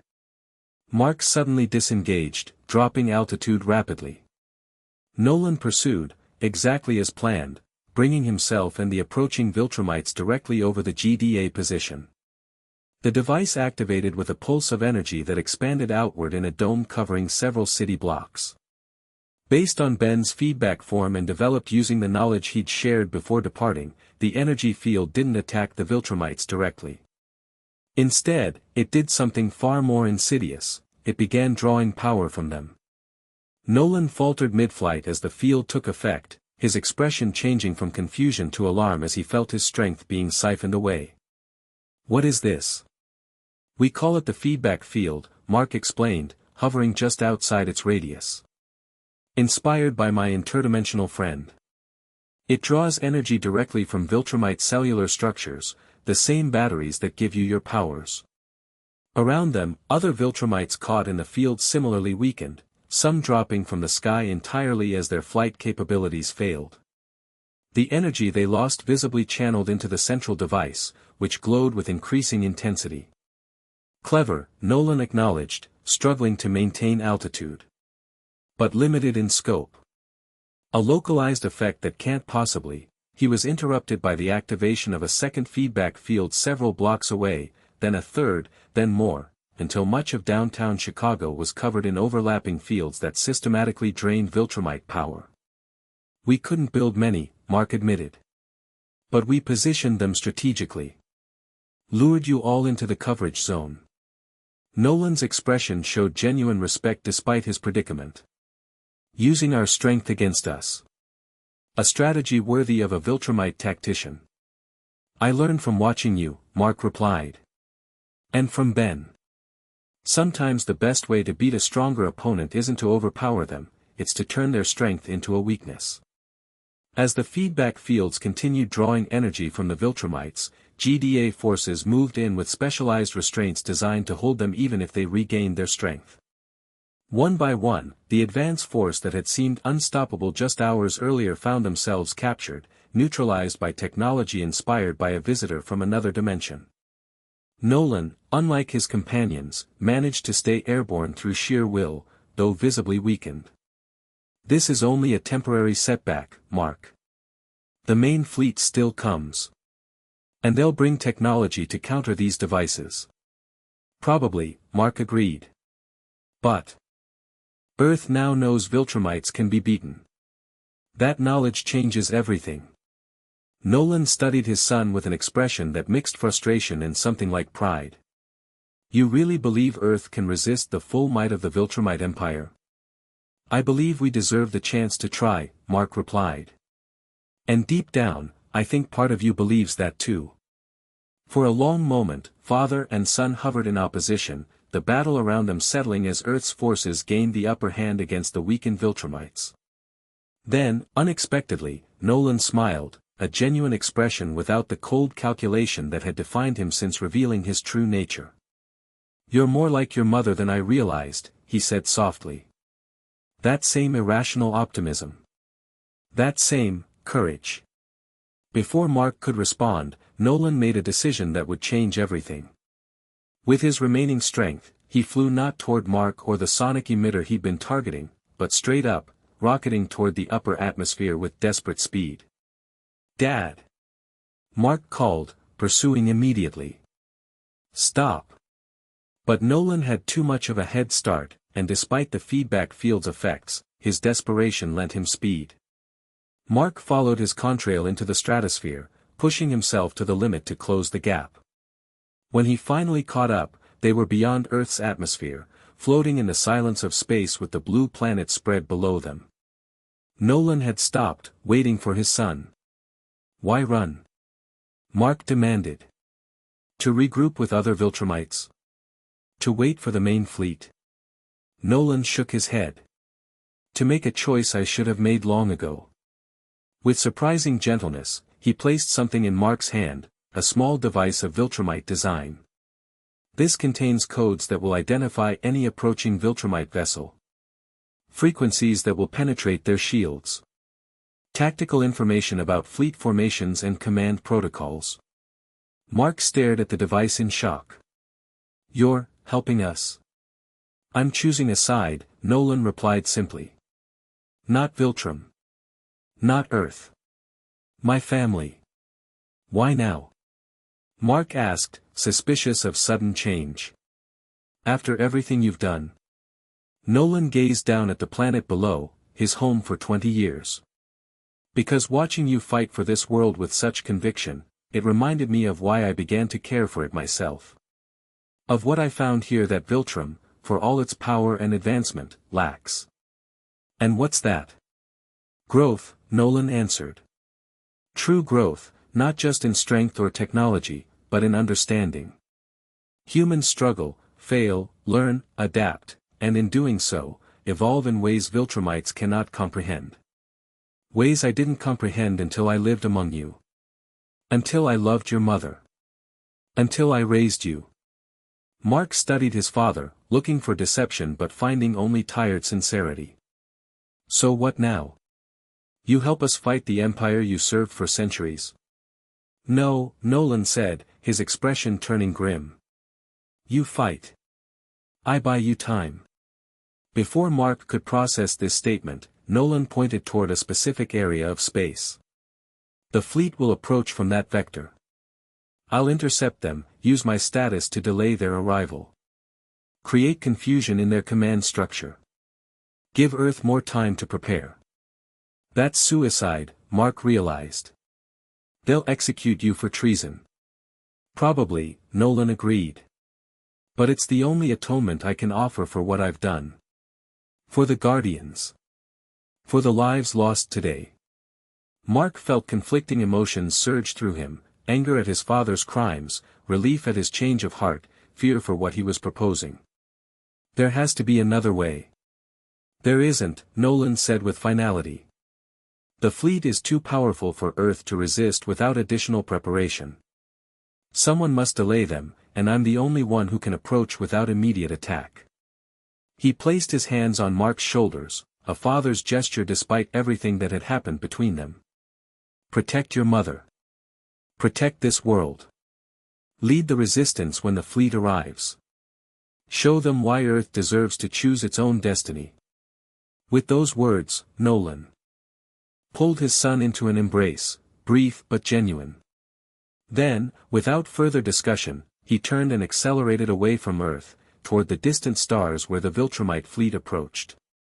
Mark watched his father's form diminish until it disappeared entirely, emotions warring within him. He looked down at the device in his hand, perhaps Earth's best hope against what was coming, then back to the planet below, where the battle against the advance force was concluding in humanity's favor. One fight ended. A greater one approaching. And his father, the complicated, contradictory man who had raised him with love while planning conquest, now flying to likely death in a final act of redemption. Mark clutched the device tightly and descended back toward Earth, toward his mother, toward the Guardians, toward the world that needed him now more than ever. 3 days later, Mark stood with Cecil and the remaining Guardians in the GDA command center. The Viltrumite advance force had been completely neutralized, some killed in battle, most captured and contained using technology derived from Ben's insights and Asmitha's contributions. Chicago bore the scars of the conflict, as did cities worldwide where Viltrumites had attacked. But the human spirit proved resilient. Rebuilding had already begun, and the knowledge that Earth could successfully resist what had seemed an unstoppable force bolstered global morale. The defensive preparations are proceeding ahead of schedule, Robot reported, displaying progress across multiple continents. Feedback fields in production at 17 facilities worldwide. Sonic emitter coverage expanded to 47% of major population centers. Cecil nodded in approval. And the orbital defense grid? Initial satellites deploy tomorrow, Robot confirmed. The targeting systems incorporate the Viltrumite recognition codes Nolan provided. They should offer early warning when the fleet approaches. The mention of his father brought Mark's attention back to the central display, where deep space monitoring showed no sign yet of the approaching armada. No sign, either, of Nolan himself. Any communication from, out there?